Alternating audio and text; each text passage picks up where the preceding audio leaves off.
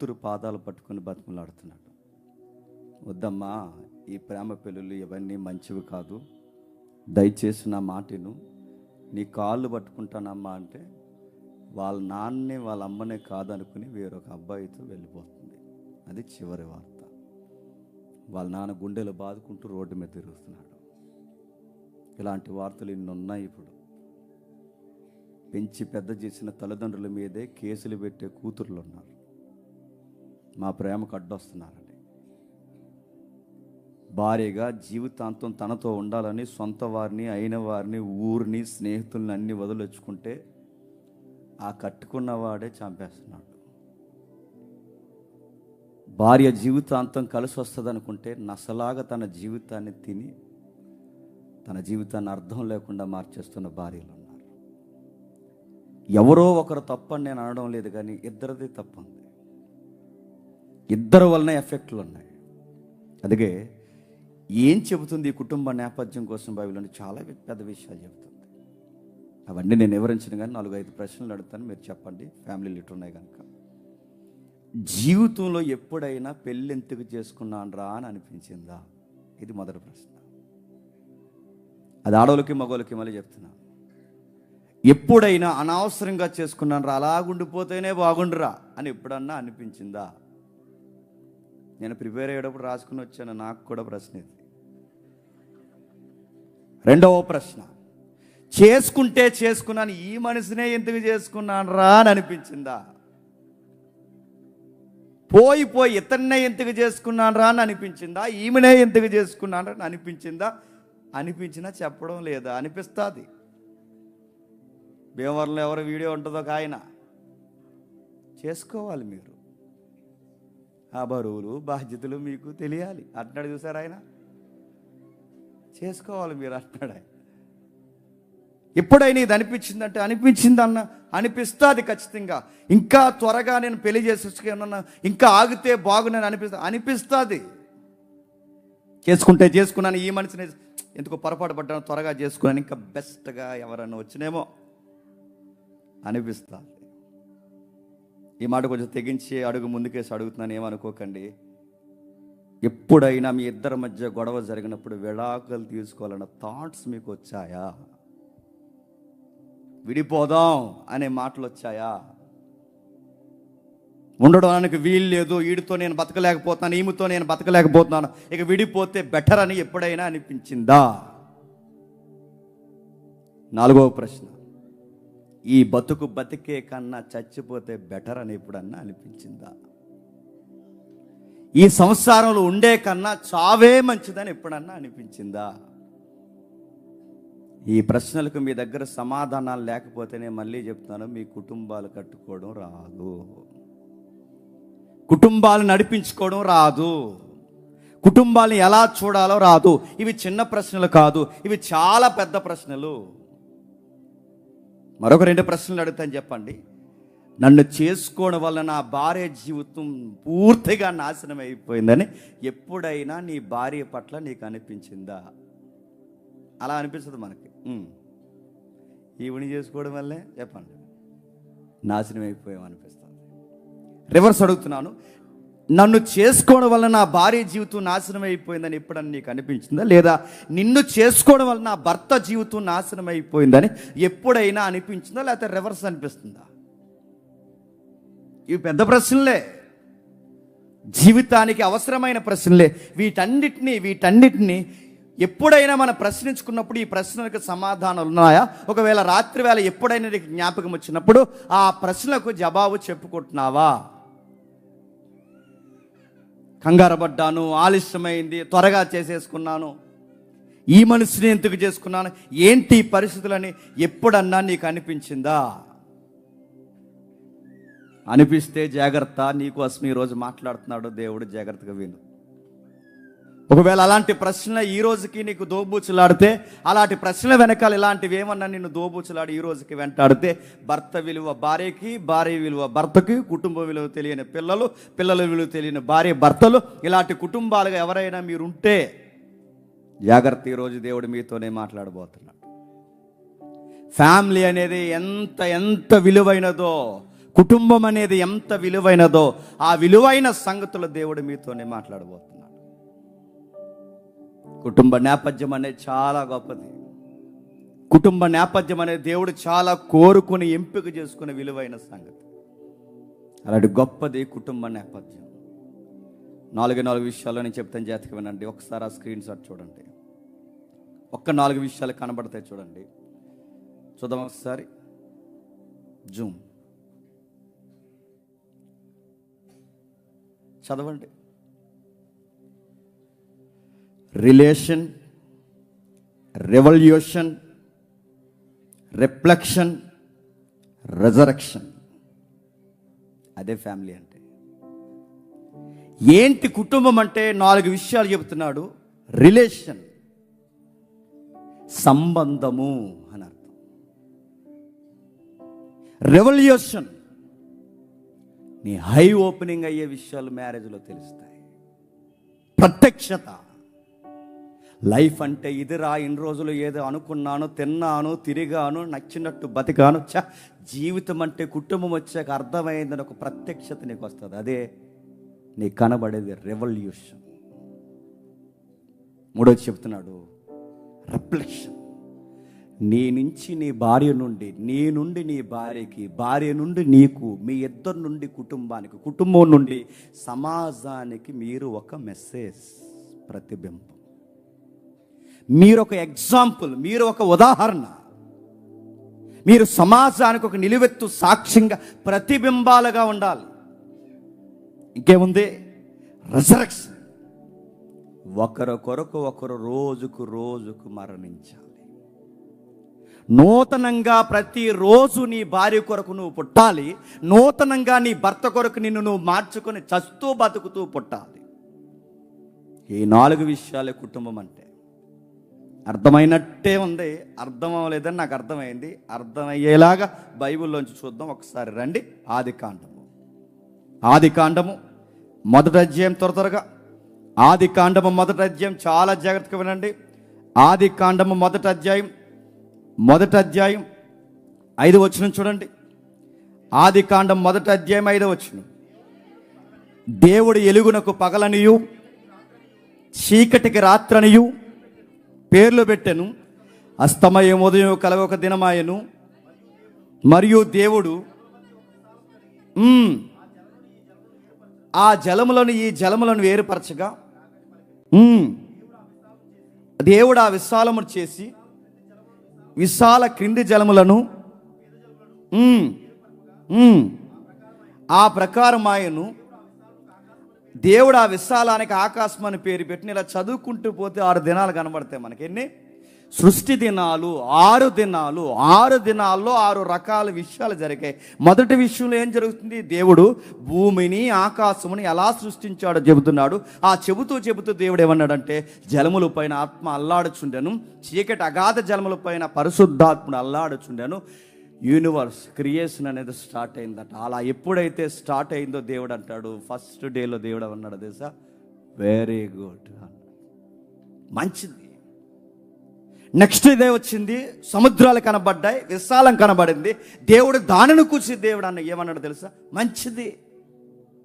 3వ దినం వచ్చింది, గడ్డి, నేల, విత్తనాలు, ఫలభరితమైన వృక్షాలు, అభివృద్ధి బీజాలు. ఇభివృద్ధి బీజాలు అంటే ఈ మన బాటనీలో మాట్లాడుకునేవి. గడ్డి, తమలో విత్తనాలు, బయట వచ్చే విత్తనాలు,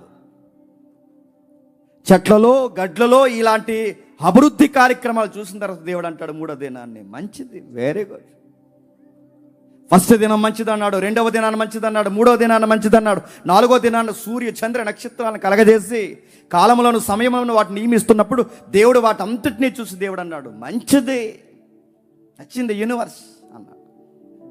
ఇంకా మాట్లాడాడు. ఇంకేం మాట్లాడుతూ అన్నాడు, నక్షత్ర రాశులు మాట్లాడిన దేవుడు 5వ దినాన్న భూజంతువులను, ఆకాశ పక్షులను అన్నిటినీ పుట్టించిన తర్వాత దేవుడు అన్నాడు మంచిది. 6 దినాలు మంచిది మంచిది మంచిది మంచిది మంచిది. ఆది కాండంలో 6 దినాలు మంచిది మంచిది మంచిది. బట్ ఒకటి మంచిగా లేదట దేవుడికి, నరుడు ఒంటరిగా ఉండుట మంచిది కాదు. అన్నీ మంచిదన్న దేవుడు సృష్టిలో ఆయనకి మంచిగా కనబడింది ఏంటో తెలుసా, నరుడు ఒంటరిగా ఉండడం మంచిది కాదు. రిలేషన్ అనే దానికి దేవుడు పునాది వేస్తున్నాడు చూడండి. సంబంధం అనేది ఎంత గొప్పదో దేవుడు పునాది వేస్తున్నాడు చూడండి. సృష్టిలో బంధం అనేది ఎంత విలువైందో చెబుతున్నాడు చూడండి. మొదటి దినం మంచిదన్నాడు, రెండవ దినం మంచిదన్నాడు, 3, 4, 5, 6 దినాలు మంచివని 6వ దినాన మంచిని చేసిన దేవుడు అంటున్నాడు, ఈడు ఇలా ఉండడం మంచిది కాదు. జంతువులను చూశాడు, పక్షులను చూశాడు, అన్నిటినీ చూశాడు. నరుడు ఒంటరిగా ఉండడం మంచిది కాదు. దేవుడు వెంటనే నిర్ణయించుకున్నాడు, వాడికి మ్యారేజ్ చేశాడు, వివాహం జరిగించి అన్నాడు, ఇప్పుడు సృష్టి మంచిది. ఇంత పెద్ద గడ్డి, ఇంత పెద్ద వృక్షాలు, ఇంత పెద్ద విశ్వము, ఇంత పెద్ద సమాజము, ఇంత పెద్ద వ్యవస్థ, జంతుజాలము, రకరకాల వ్యవస్థలు ప్రారంభమైతే ఇంత పెద్ద విశ్వానికి దేవుడికి లోపంగా కనబడుతుంది. నరుడు ఒంటరిగా ఉండడం మంచిది కాదని. అయితే ఆ లోపాన్ని భర్తీ చేసింది ఏంటో తెలుసా? మ్యారేజ్, వివాహం, పెళ్ళి. ఆ విషయాన్ని, పెళ్ళి అనేది సృష్టికే సౌందర్యం. అందుకే మన సాంగ్లో వస్తుంది, సృష్టిలోనే సౌందర్యమైనది నువ్వు పెట్టిన వివాహ వ్యవస్థ. మ్యారేజ్ అనేది లేకపోతే నేచర్కి బ్యూటీ లేదట. గమనించండి. వివాహం అనేది లేకపోతే ప్రకృతికి అందం లేదట. నువ్వేమనుకుంటావంటే ప్రకృతి అందంగా ఉందని దాంతో సెల్ఫీలు తీస్తావు. దేవుడు ఏమన్నాడు తెలుసా? రే, నువ్వు దాంపత్య జీవితం లేకపోతే సృష్టికే అందం లేదన్నాడు దేవుడు. మేఘాలు బాగున్నాయి, గట్టులు బాగున్నాయి, పిట్టలు బాగున్నాయి, చెట్లు బాగున్నాయి, నదులు బాగున్నాయి కాదు. దేవుడు అన్నాడు, మీరిద్దరు కలిసి బతికితే బాగుంటుంది. అది కొండల కన్నా గొప్పగా ఉంటుంది, నదీ పరివాహక ప్రాంతాల కన్నా గొప్పగా ఉంటుంది. అందమైన మేఘాల కన్నా దాంపత్య జీవితం వీటన్నిటికన్నా అందమైంది. బంధాన్ని దేవుడు ప్రారంభిస్తున్నాడు. ఇదిగో, నువ్వు ఒంటరిగా ఉండకూడదు, నీకు ఒక గొప్ప బాధ్యత ఇస్తున్నాడు. ఎంత బాధ్యత తెలుసా? సృష్టి నిర్మాణాన్ని బాగా వినండి. సృష్టి నిర్మాణం 6 మొదటి దినం, 2వ దినం, 3వ దినం, 4వ దినం, 5వ దినం, 6వ దినం. సృష్టి బాగా వినండి. సృష్టిని దేవుడు చేసిన తర్వాత ఈ కార్యక్రమాన్ని దేవుడు ఎలాగా ఆపేశాడండి? చెప్పాలి. సృష్టి నిర్మాణం అంటే ఈ ప్రాజెక్ట్ని ఎలా ఎండ్ చేశాడు, ఎలాగ ఆపాడు? సృష్టి నిర్మాణాన్ని ఎలా ముగించాడో తెలుసా? మ్యారేజ్ చేసి ముగించాడు. ఫుల్ఫిల్ అన్నాడు. ఇంత పెద్ద సృష్టి నిర్మాణాన్ని దేవుడు ముగింపు ఎలా పలికాడు? సృష్టికి ముగింపు ఎలా పలికాడండి? వివాహం చేసిన తర్వాత సంపూర్ణమైంది అన్నాడు. ఆశ్చర్యకరమైన విషయం ఏంటో తెలుసా? సృష్టి ఆయన చేసి వివాహముతో ఆయన సృష్టిని సంపూర్తి చేసి ముగిస్తే మరొక సృష్టి నిర్మాణాన్ని ఎవరి చేతుల్లో పెట్టాడో తెలుసా? భార్య భర్తల చేతుల్లో పెట్టాడు. దాన్నే ప్రోక్రియేషన్ అన్నారు. అంటే ఆయన చేసిన సృష్టికి కొనసాగింపు చేసే సృష్టికర్తలు ఎవరో తెలుసా? మనమే. ఆయన చేసిన సృష్టికి ఆ సృష్టి కొనసాగింపు, జనరేషన్ కొనసాగింపు అంటే మిగిలిన సంతాన ఉత్పత్తి కార్యక్రమం, ఈ సృష్టి కార్యక్రమం ఎవరి చేతుల్లో పెట్టాడో తెలుసా? భార్య భర్తల చేతుల్లో. అందుకే సృష్టి కార్యక్రమం చేసి అక్కడ ముగిస్తే కొనసాగింపు దేవుడు భార్య భర్తల చేతుల్లో పెట్టాడు. ఎంత ఆశ్చర్యం అండి! మనుషుడు కలిస్తే మరొక మనిషి పుట్టడం ఏంటి? మనిషి నుంచి మరొక మనిషి రావడం ఏంటి? ఎంతగా ఉంటుందండి? సృష్టి నుంచి బాగా వినండి. సృష్టికర్త సృష్టిని చేసి మనల్ని సృష్టములుగా పెడితే మన నుంచి మరొక సృష్టి అంట. ఎప్పుడన్నా పిల్లల్ని అలా చూడండి, నిద్రపోయినప్పుడు. మా పాపని నేను చూస్తాను, మీరు చూస్తారు లేదు, చూడండి. 2 ఫేసులు కనబడతాయండి వాళ్ళలో. అటు అమ్మలాగా కనబడుతుంటుంది, వాటి నాన్నలాగా కనబడుతుంటుంది. గాడ్ క్రియేషన్ ఏంటి చెప్పండి? విచిత్రంగా ఉంటుంది. అమ్మ నాన్న ఇద్దరు కలిసి ఒక ప్రతిబింబాన్ని దేవుడు తయారు చేసి అలా ఇస్తాడండి. ఎంత బ్యూటిఫుల్గా ఉంటుందో, ఎంత ఆశ్చర్యంగా ఉంటుందో. ఆ బిడ్డను చూస్తుంటే అన్ని రకాలంటే తల్లిగా కనబడుతుంటుంది, తండ్రిగా కనబడుతుంటుంది. అంటే దేవుడు సృష్టిని నీ ద్వారా కొనసాగిస్తున్నాడు. బంధం, భార్య ఒక బంధం, భర్త ఒక బంధం, పిల్లల ఒక బంధం, ఆశ్చర్యకరమైన బంధం. ఇలాంటి బంధంలో దేవుడు ఏమన్నాడు తెలుసా? నువ్వు స్త్రీగా ఉండు, నువ్వు పురుషుడిగా ఉండు అన్నాడు.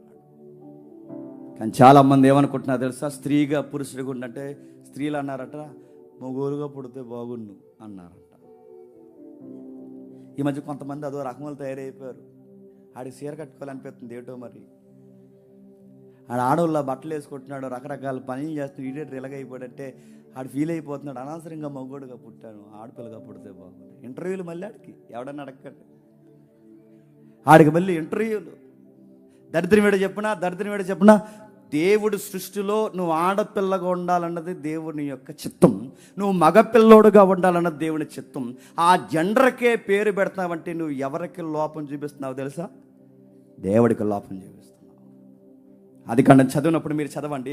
దేవుడు తన స్వరూపమందు స్త్రీనిగాను పురుషునిగాను, స్త్రీనిగాను పురుషునిగాను, దేవుడు తన స్వరూపమందు స్త్రీనిగాను పురుషుడిగాను చేశాడు. స్త్రీ పురుషు అంటే నువ్వు దేవుని స్వరూపం స్త్రీవైనా, నువ్వు దేవుని స్వరూపం పురుషుడివైనా, మీరు సాక్షాత్తు దేవుని స్వరూపం. మీరు ఎలా ఉండాలని, మీ రంగు ఎలా ఉండాలని, మీ ఎత్తు ఎలా ఉండాలని, మీ అందం ఎలా ఉండాలి, మీ పల్లవరస ఎలా ఉండాలి, మీ కళ్ళు ఎలా ఉండాలని, మీ ముఖ్యంతో ఉండాలని, ఇదంతా కోరికని డిజైన్ చేసుకున్నది ఎవరో తెలుసా? దేవుడు. గుర్తుపెట్టు. తనలా చూడాలనుకున్నాడు, తన గుణగణాలతో చూడాలనుకున్నాడు. అలాంటి నిర్మాణాన్ని నువ్వు పేరు పెట్టుకుంటున్నావంటే నేనేమనాలి? అప్పుడప్పుడు అనేస్తుంటారు గొడవల్లో వచ్చినప్పుడు, ఈ భార్య భర్తలు మీకే మీరు మగోళ్ళు అంటారు. మరి మీరేంటి డైనోసార్లా? మీకే మగోళ్ళు అంటే మగోడు ఎంత విలువైనోడో గుర్తుపెట్టుకోండి. ఆడపిల్ల కూడా దేవుని దృష్టిలో అంతే విలువైన. ఆడపిల్ల ఎంత విలువైనదో దేవుని దృష్టిలో మగపిల్లోడు కూడా అంత విలువైనోడు. వీళ్ళిద్దరి ద్వారా దేవుడు కోరుకున్నాడు, ఒక చక్కటి బంధాన్ని ఏర్పరిచాడు. ఏమంటున్నాడు చూడండి, 2వ అధ్యాయం 15 వచనం, త్వరగా 2వ అధ్యాయం 15 వచనం. మరియు దేవుడైన యెహోవా నరుని తీసుకుని ఏదైనా తోటను సేద్యపరచుటకును దాన్ని కాచుటకును దానిలో ఉంచెను. మరియు దేవుడైన యెహోవా తోటలో ఉన్న ప్రతి వృక్ష ఫలములను సేద్యపరచుటకును కాచుటకును. ఇప్పుడు చెప్పండి, కుటుంబ బాధ్యత అనేది ఎంతమంది మీద ఉందో చెప్పండి? ఇద్దరి మీద. కుటుంబం నాశనమైందంటే, కుటుంబం తేడాగా ఉందంటే, కుటుంబం పతనమైందంటే ఇద్దరిలో ఎవరిది బాధ్యత చెప్పండి? ఇద్దరిదే. కుటుంబంలో ఎవరైనా తప్పు చేస్తే దేవుడు అడిగే స్టైల్ చూడండి. ఆదాము తిన్నా అవ్వ తిన్నా, ఆదాము తప్పు చేసినా అవ్వ తప్పు చేసినా గుర్తుపట్టండి, దేవుడు ఇద్దరిని అడుగుతాడు. మా ఆయన వల్లే పాడైపోయిందంటే దేవుడు ఊరుకోడు, మా ఆవిడ వల్లే పాడైపోయిందంటే దేవుడు ఊరుకోడు. ఎందుకంటే మీరు సేద్యపరచాలంటే ఈ ఆజ్ఞ ఇద్దరికే. కాపలా కాయాలన్నా మీ ఇద్దరే, సేద్యపరచాలన్నా మీ ఇద్దరే. కుటుంబంలో ఏది జరిగినా, ఎవరి వలన డిస్టర్బెన్స్ జరిగినా దేవుడు ఒక్కరిని అడగడు, నిలదీసి ఇద్దరిని అడుగుతాడు. ఏం చేస్తున్నారా అని అడుగుతాడు. ఈ లోకల్ కోర్టులు, ఈ జడ్జి గారు, ఈ న్యాయ వ్యవస్థ ఒక్కరిని డిఫెండ్ చేసి అడుగుతుందేమో కానీ దేవుడు అడుగుతాడు, మీ ఇద్దరిదే బాధ్యత. ఫ్యామిలీలో నాదేమి తప్పు లేదు, నాదేమి, నీది తప్పు లేకపోవడం ఏంటి? ఆయన తప్పు చేసినా నువ్వు పనిష్మెంట్ తినాలి, నువ్వు తప్పు చేసినా ఆయన పనిష్మెంట్ తినాలి. ఇద్దరికీ దేవుడు సమానంగా పని. అందుకే తప్పు జరిగినప్పుడు అవ్వనే వదలలేదు. చెప్పండి, వదలడు ఆయన. గుర్తుపెట్టుకో, రిలేషన్ అంటే అదే. వ్యాధి ఎందును, బాధ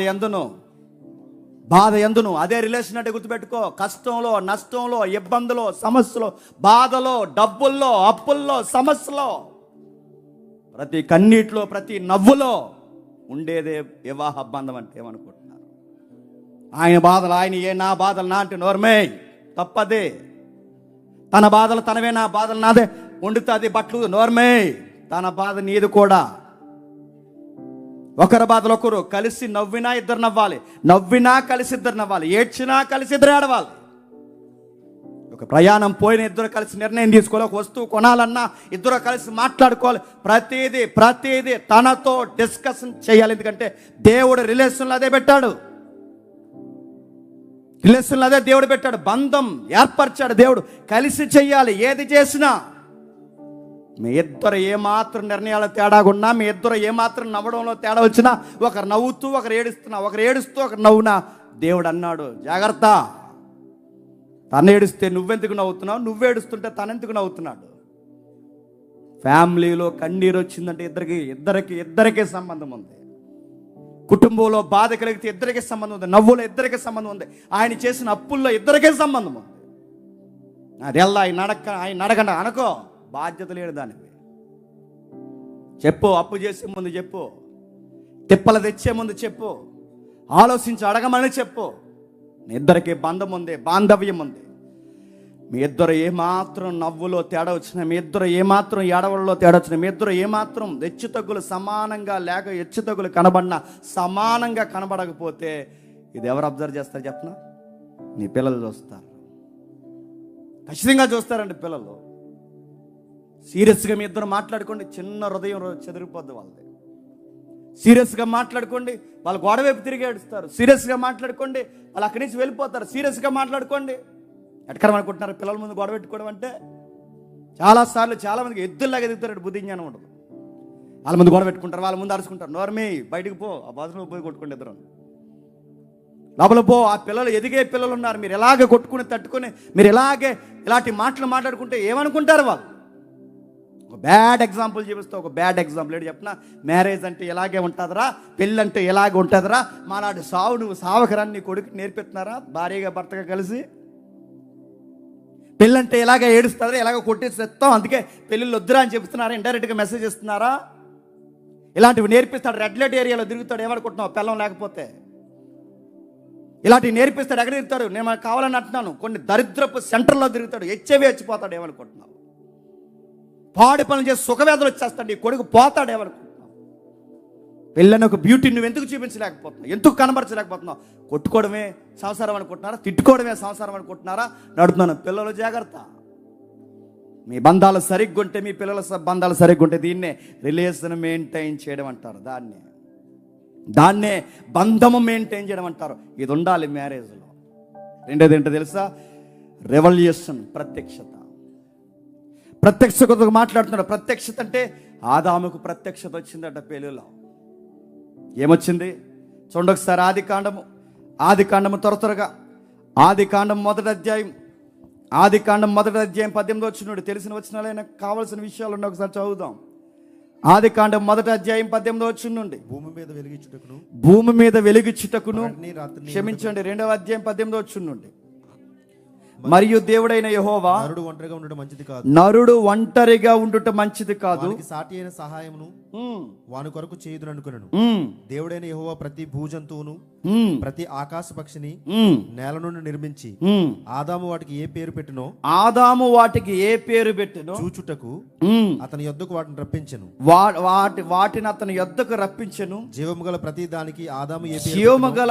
దానికి ఆదాము ఏ పేరు పెట్టెనో ఆ పేరు దానికి కలిగెను. అప్పుడు ఆదాము సమస్త పశువులకును ఆకాశ పక్షులకు సమస్త భూజంతువులకు పేర్లు పెట్టెను. ఆగుదాం, బాగా వినండి. మొదట ఈ 18వ వచనం ఏమన్నాడండి? నరుడు ఒంటరిగా ఉండుట మంచిది కాదు. మరి మంచిది కాదన్నాడు వెంటనే పెళ్లి చేయాలి కదండి. పెళ్ళి వెంటనే ఎందుకు చేయట్లేదు? ఎందుకంటే పెళ్ళిలు తెలియనోడికి పెళ్లి చేస్తే పిల్లని ఏం చేస్తాడు? రాసి రంపాన్ని ఎడతాడు. పెళ్ళిలు తెలియనోడికి వెంటనే పెళ్లి చేస్తే ఏం చేస్తాడు? ఆ పిల్లని విలువగా చూడలేడు. భార్య విలువ తెలిసే వరకు పెళ్లి జోలికి పోకూడదు. అదే ప్రత్యక్షత అంటే. ఆదాముకు తెలియాలి ఇప్పుడు ప్రత్యక్షత. ఏం ప్రత్యక్షత? ఒంటరిగా నరుడు ఉన్నాడన్న సంగతి నాకు తెలియడమే కాదు, ఆడు ఎంత ఒంటరిగా ఉన్నాడన్న సంగతి నరుడైన వాడు కూడా తెలియాలి. మ్యాచింగ్స్ పెట్టాడు దేవుడు. మ్యాచింగ్ ఎవరు వచ్చారో తెలుసా? పులి వచ్చింది, నక్క వచ్చింది, పిల్లి వచ్చింది, కుక్క వచ్చింది, అన్ని రకాలు వచ్చాయి. చూస్తున్నాడు, పేర్లు పెడుతున్నాడు. అద్భుతంగా ఉంటుందండి. పేర్లు పెట్టాడు, రకరకాలు పెట్టాడు, పేర్లు అన్నీ పెట్టాడు. నేను అనుకుంటానండి మ్యాచింగ్స్ అవి. ఆదాముకి ఫస్ట్ మ్యాచింగ్స్ అవి. చూశాడు, పులి మ్యాచ్ అవ్వదు. ఏ వచ్చినా జంటలుగానే వస్తున్నాయి. ఆ జంటల మధ్య ఒంటరిగా ఉన్నది ఎవరో తెలుసా? ఆదామన్నాడు. అరే ఎల్లో ఆడ మగ ఉంది, జెండర్స్ ఉన్నాయి ఇందులోని. జెండర్స్ అంటే ఆడ ఉంది, మగ ఉంది. ఇక్కడ ఆడ ఉంది, మగ ఉంది. పిల్లులు ఆడ ఉంది, మగ ఉంది. కుక్కలు ఆడ ఉంది, మగ ఉంది. ప్రతి జంతువుకి ఆడ మగ జెండర్ ఉంది. నేను మగే ఉన్నాను, ఆడేది? డౌట్ రేజ్ అయింది ఆదాముకి. అన్నీ జంటలుగా ఉన్నాయి, అన్నీ బాగున్నాయి, అంతా చక్కగా ఉన్నాయి, పేర్లు పెడుతున్నాం. మరి నాకేది తోడు? రేజ్ అవ్వాలి ఆదాముకి. అందుకే తీసుకొచ్చాడు. అంతే తీసుకొచ్చిన తర్వాత అబ్జర్వ్ చేసుకుంటున్నాడు. తన స్కిన్ ఒకలా ఉంది, పులిది ఒకలా ఉంది. తన శరీరం ఒకలా ఉంది, పిల్లి ఒకలా ఉంది. తన శరీరం ఒకలా ఉంది, కుక్క ఒకలా ఉంది. స్కిన్ చూసుకుంటున్నాడు, యాటిట్యూడ్ గమనిస్తున్నాడు, చూసుకుంటున్నాడు. జీనియాలజీలో కొన్ని విషయాలు, అంటే బయాలజీలోని ఒక విషయాన్ని మాట్లాడాడు. చూసి ఏమన్నాడు తెలుసా? నిద్రపో అబ్బాయి, నీకు చాలా క్వశ్చన్స్ స్టార్ట్ అయిపోయినా అనుకున్నాడు దేవుడు. రెస్ట్లోకి వెళ్ళాడు. రెస్ట్లో నుంచి ఇలా లేచిన వెంటనే కనబడ్డది. ఎవరు? అమ్మల్ని కన్నా అమ్మ, అవ్వమ్మ. అంతే. మరి చెట్టెక్కి పాడాడో పొట్టెక్కి పాడాడో పాట నాకు తెలియదు, కానీ అప్పుడప్పుడు అలా హిమాలయాలకు పోతుంటారు సడన్గా, చూసారా? డ్రీములు హిమాలయాలకు పోతారు కదా, అలా పాటలు పాడు, అలా పాడు, ఇలా పాడు. కానీ పాట మాత్రం చాలా అర్థవంతంగా పాడాడండి. అందులో బయాలజీ ఉంది. ఆయన పాడిన పాటలో బయాలజీ ఉంది. ఆయన పాడిన పాటలో మీరు జాగ్రత్తగా అబ్జర్వ్ చేయండి. సెల్స్ గూర్చిన భాగాలు మాట్లాడాడు ఆయన. ఏమన్నాడు తెలుసా? నా ఎముకలలో ఎముక, నా మాంసములో మాంసమా. ఏంటిది? ఎందుకు అలా అంటున్నాడు? నా ఎముకల్లో ఎముక, నా మాంసంలో మాంసం ఎందుకు అంటున్నాడు తెలుసా? నా ఎముక వేరు, నా ముందొచ్చిన పులి ఎముక వేరు. నా ఎముక వేరు, నా ముందుకొచ్చిన ఈ నక్క ఎముక వేరు. నా శరీరం వేరు, ఈ జంతువుల శరీరం వేరు. నా శరీరం వేరు, ఈ జీవుల శరీరం వేరు. ఇప్పుడు నాకు సరైన మ్యాచింగ్ వచ్చింది, సేమ్ స్కిన్ అన్నాడు. నా ఎముకలాగే ఉంది నా ఎముక, నా మాంసంలాగే ఉంది మాంసం.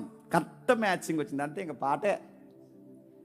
వెంటనే పాట పాడాడు. తను మాట్లాడుతున్నాడు చూడండి. జీన్స్ కోసం మాట్లాడుతున్నాడు, కణ విభజన కొరకు మాట్లాడుతున్నాడు, సెల్స్ కోసం మాట్లాడుతున్నాడు. ఇంకేంటో తెలుసా? జెండర్ ఏంటో డిసైడ్ చేశాడు. జెండర్, నువ్వెవరో తెలుసా? నారీ, స్త్రీవు నువ్వు. జెండర్, నేను పురుషుణ్ణి, ఇది నా జెండర్. నువ్వు స్త్రీవి, ఇది నీ జెండర్. అరే ఎంత బాగా అర్థమైపోయిందంటే, అది అర్థమయ్యేంత వరకు దేవుడు ఏం చేయలేదు చెప్పండి?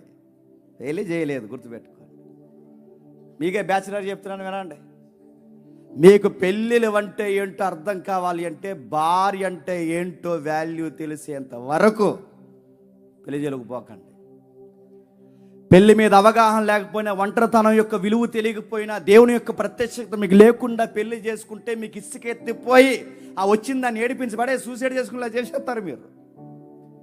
చివరికి నీ టార్చర్ తట్టుకోలేక, చివరికి భరించలేక ఆ రకరకాల విషయాలకి రకరకాల నేరాలు జరిగిపోతాయి.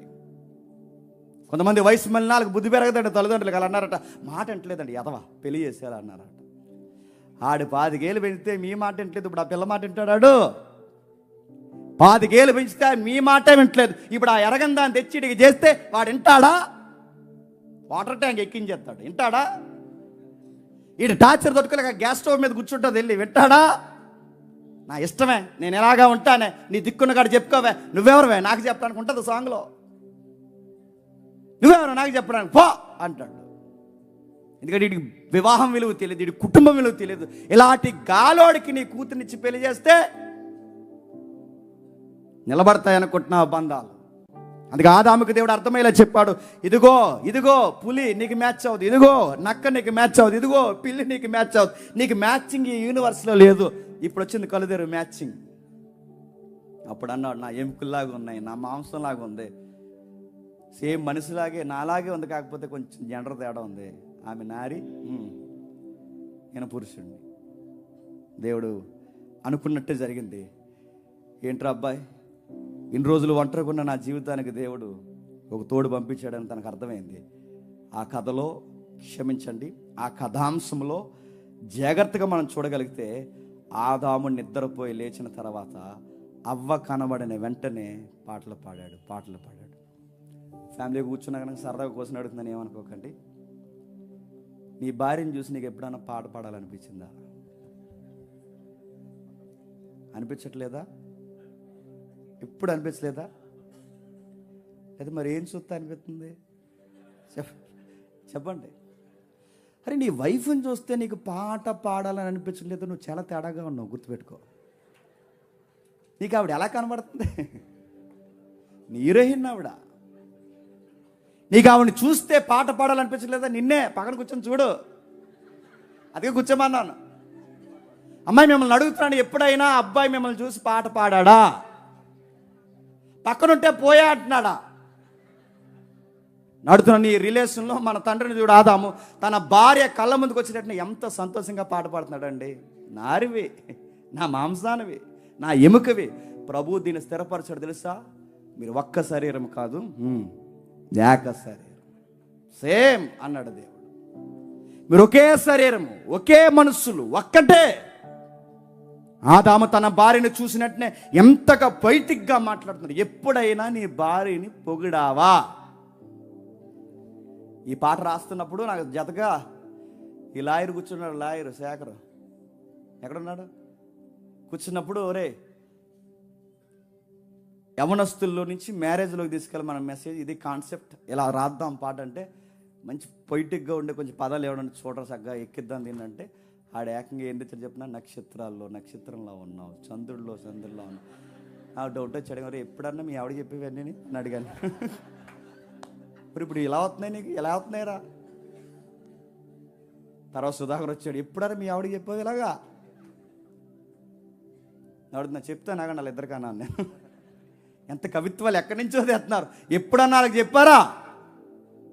నేను అడుగుతున్నాను ఎటకరంగా సీరియస్గా, నీ భార్యను పొగుడు. ఎందుకంటే మనం ప్రపంచంలో పొగిడితే పొగడదగ్గ వ్యక్తులు మన లైఫ్లో ఇంపార్టెంట్ పర్సన్స్ ఎవరైనా ఉన్నారంటే నన్ను నమ్మొచ్చిన భార్య. నేను తన్న పొగడపోతే ఇంకెవరిని పొగడ. బుజ్జి అంటావో, బజ్జీ అంటావో, బంగాళదుంప అంటావో, నువ్వేమంటావు అనబ్బా, నీ భార్యను నువ్వు ఎంత ప్రేమిస్తున్నా, సీరియస్గా చెప్తున్నా, మీ ఎటకారం తీసుకుంటున్నారు, నేను సీరియస్గా చెప్తున్నాను. నీ భార్యని ఎంత పొగిడితే దేవుడు అంత ఆనందిస్తాడు మిమ్మల్ని చూసి, తెలుసా? అలా ఉండండి రా అనుకుంటాడు దేవుడు. అలాగే ఉండండి. ఇప్పుడు నీ భార్యను నువ్వు ఎంత పొగిడితే దేవుడు అంత ఆనందపడతాడు. పొగుడు, తన్న పొగడపోతే ఇంకెవరిని పొగుడుతావు? కానీ తను పొగుడుతాడా? నువ్వు వచ్చాక మా కొంప ఎలా తయారైందంట. నువ్వు వచ్చాకే, అంతకుముందు మేము బాగానే ఉండేవాళ్ళు, వచ్చావు తగలడ్డావు, ఎట్టావు భూతంలాగా కొంపలో అడుగు. ఇవన్నీ దేవుడు చూస్తాడు తెలుసా? నీ భార్యని ఏమంటున్నావో చూస్తాడు, అందుకేనండి ఈ వాక్యపు భయం ఉంటే, ఇది మీకు అర్థమైతే, నీ భార్య నువ్వు పొగట్లేదన్న విషయం నీకు అర్థమైతే, తనని గౌరవించట్లేదన్న విషయం నీకు అర్థమైతే, అలా తిరిగి నేను అడుగుతున్నాను, సిగ్గు లేకుండా ఏదో టైంలో సరదాగా సారీ అని చెప్పండి. దేవుని దృష్టికి మంచిది అది. నిజంగా చెప్తున్నాను, దేవుని దృష్టికి మంచిది అది. క్షమాపణ అడగండి, ఎందుకంటే ఆమె నీ పార్ట్నర్, నేను నమ్ముకుని వచ్చింది. తనకి క్షమాపణ చెప్పు, సారీ అని చెప్పు. ఎందుకంటే నీ భార్యని దేవుడు నమ్మిచ్చాడు నీకు. నీ లైఫ్లో ఎవరైనా విలువైన వ్యక్తులు, నీ లైఫ్లో ఎవరైనా బ్యూటిఫుల్ పర్సన్, నీ లైఫ్లో అందమైన సొగసైన సౌందర్యం కలిగిన ఎవరైనా ఉన్నారంటే నీ భార్యే అంతే. ఈ మాట ఈ జనరేషన్ సరిపోయినట్టు వాడుతున్నాను ఏమనుకోకండి. నీ లైఫ్లో హీరోయిన్ ఎవరైనా ఉందంటే నీ భార్యే అంతే. ఐశ్వర్య వచ్చి ఎదురుగా నిలబడినా నీకు మీ ఆవిడే నచ్చాలి, గుర్తుపెట్టుకో. అంతే, దేవుడే ఏర్పరిచిన బంధం అంతే.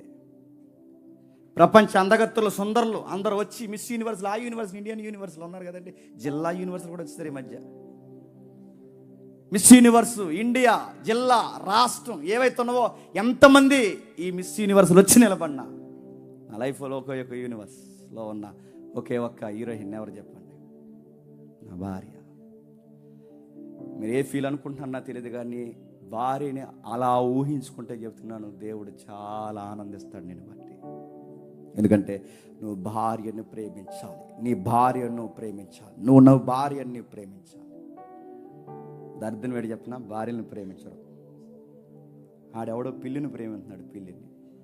నాకు మా ఆవిడకన్నా పిల్లి అంటే ఇష్టమేనండి అన్నాడు. ఎవరో ఒక ఆయన బాధపడుతూ చెప్పాడు, వాళ్ళ ఇంటికి వెళ్ళారట, చూసారు లేదో సోషల్ మీడియాలో వీడియో. వాళ్ళ ఇంటికి వెళ్ళిన వెంటనే చూడండి, రిలేషన్ బంధాలు ఎలా కోల్పోతున్నారు. వాళ్ళ ఇంటికి వెళ్ళిన వెంటనే పిల్లి వచ్చిందంటే, ఇలారా బుజ్జి, ఇలారా అన్నాడు. బుజ్జి అంటే ఆవిడ పిల్లే ఇలా వచ్చింది. అంకుల్ వచ్చాడు చూడు అన్నాడట. ఎవరు ఏడు? దీనికి కూడా, దేనికి? జీవిని పిల్లికి అంకుల్ నేడు అనుకున్నాడు ఆడు. పిల్లికి అంకున్నాడు. పిల్లికి అంకులా? కుక్కలకి అంకులమా? ఎవరిని ప్రేమించాలి నువ్వు? పిల్లుల్ని కుక్కల్ని కాదురా అయ్యా ప్రేమించాల్సింది, చెప్పు. నీ భార్యను ప్రేమించు. ఆ పిల్లిని పిలిచి అన్నాడట, ఎవరు వచ్చారో చూడు, అంకుల్ వచ్చాడు అన్నాడట. దానికి అంకుల్ అయితే అక్కడికే చచ్చిపోవాలనిపించింది వాడికి. కొంతమంది కుక్క పిల్లలతో పిల్లి పిల్లలతో చెప్తాడు చూడు, అన్నయ్య వచ్చాడు చూడు. అన్నయ్య ఎవరికి అన్నయ్య? నేను కుక్కకి అన్నయ్యనా? నేను ఛీ. మీ బంధాల విలువ మీకు తెలుస్తుందా? దాన్ని ప్రేమించండి, వాటిని ఆదరించండి, వాడు ముద్దు ముచ్చట పెట్టండి. కానీ ఎన్ని జంతువులు ఉన్నా మనకి జీవితంలో విలువైన బంధం ఒక్కరే. చెప్పండి, నీ భార్య భర్త. అంతే.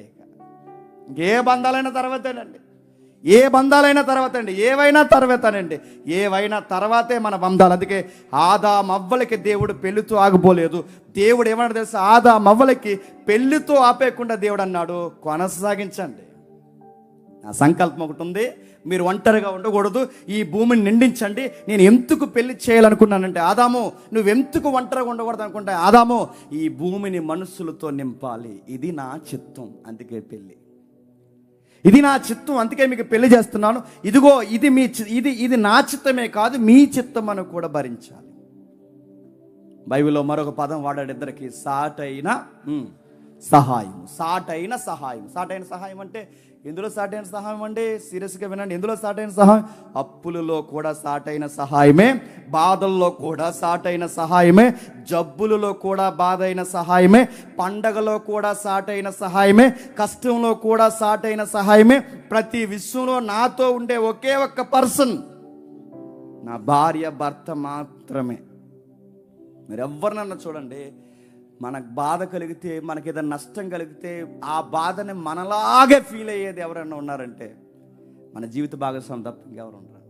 మనం నవ్వుతే వాళ్ళు నవ్వుతారు, మనం ఏడిస్తే వాళ్ళు ఏడుస్తారు. ఎందుకండి అలా ఉన్నారని అడుగుతారు వాళ్ళు.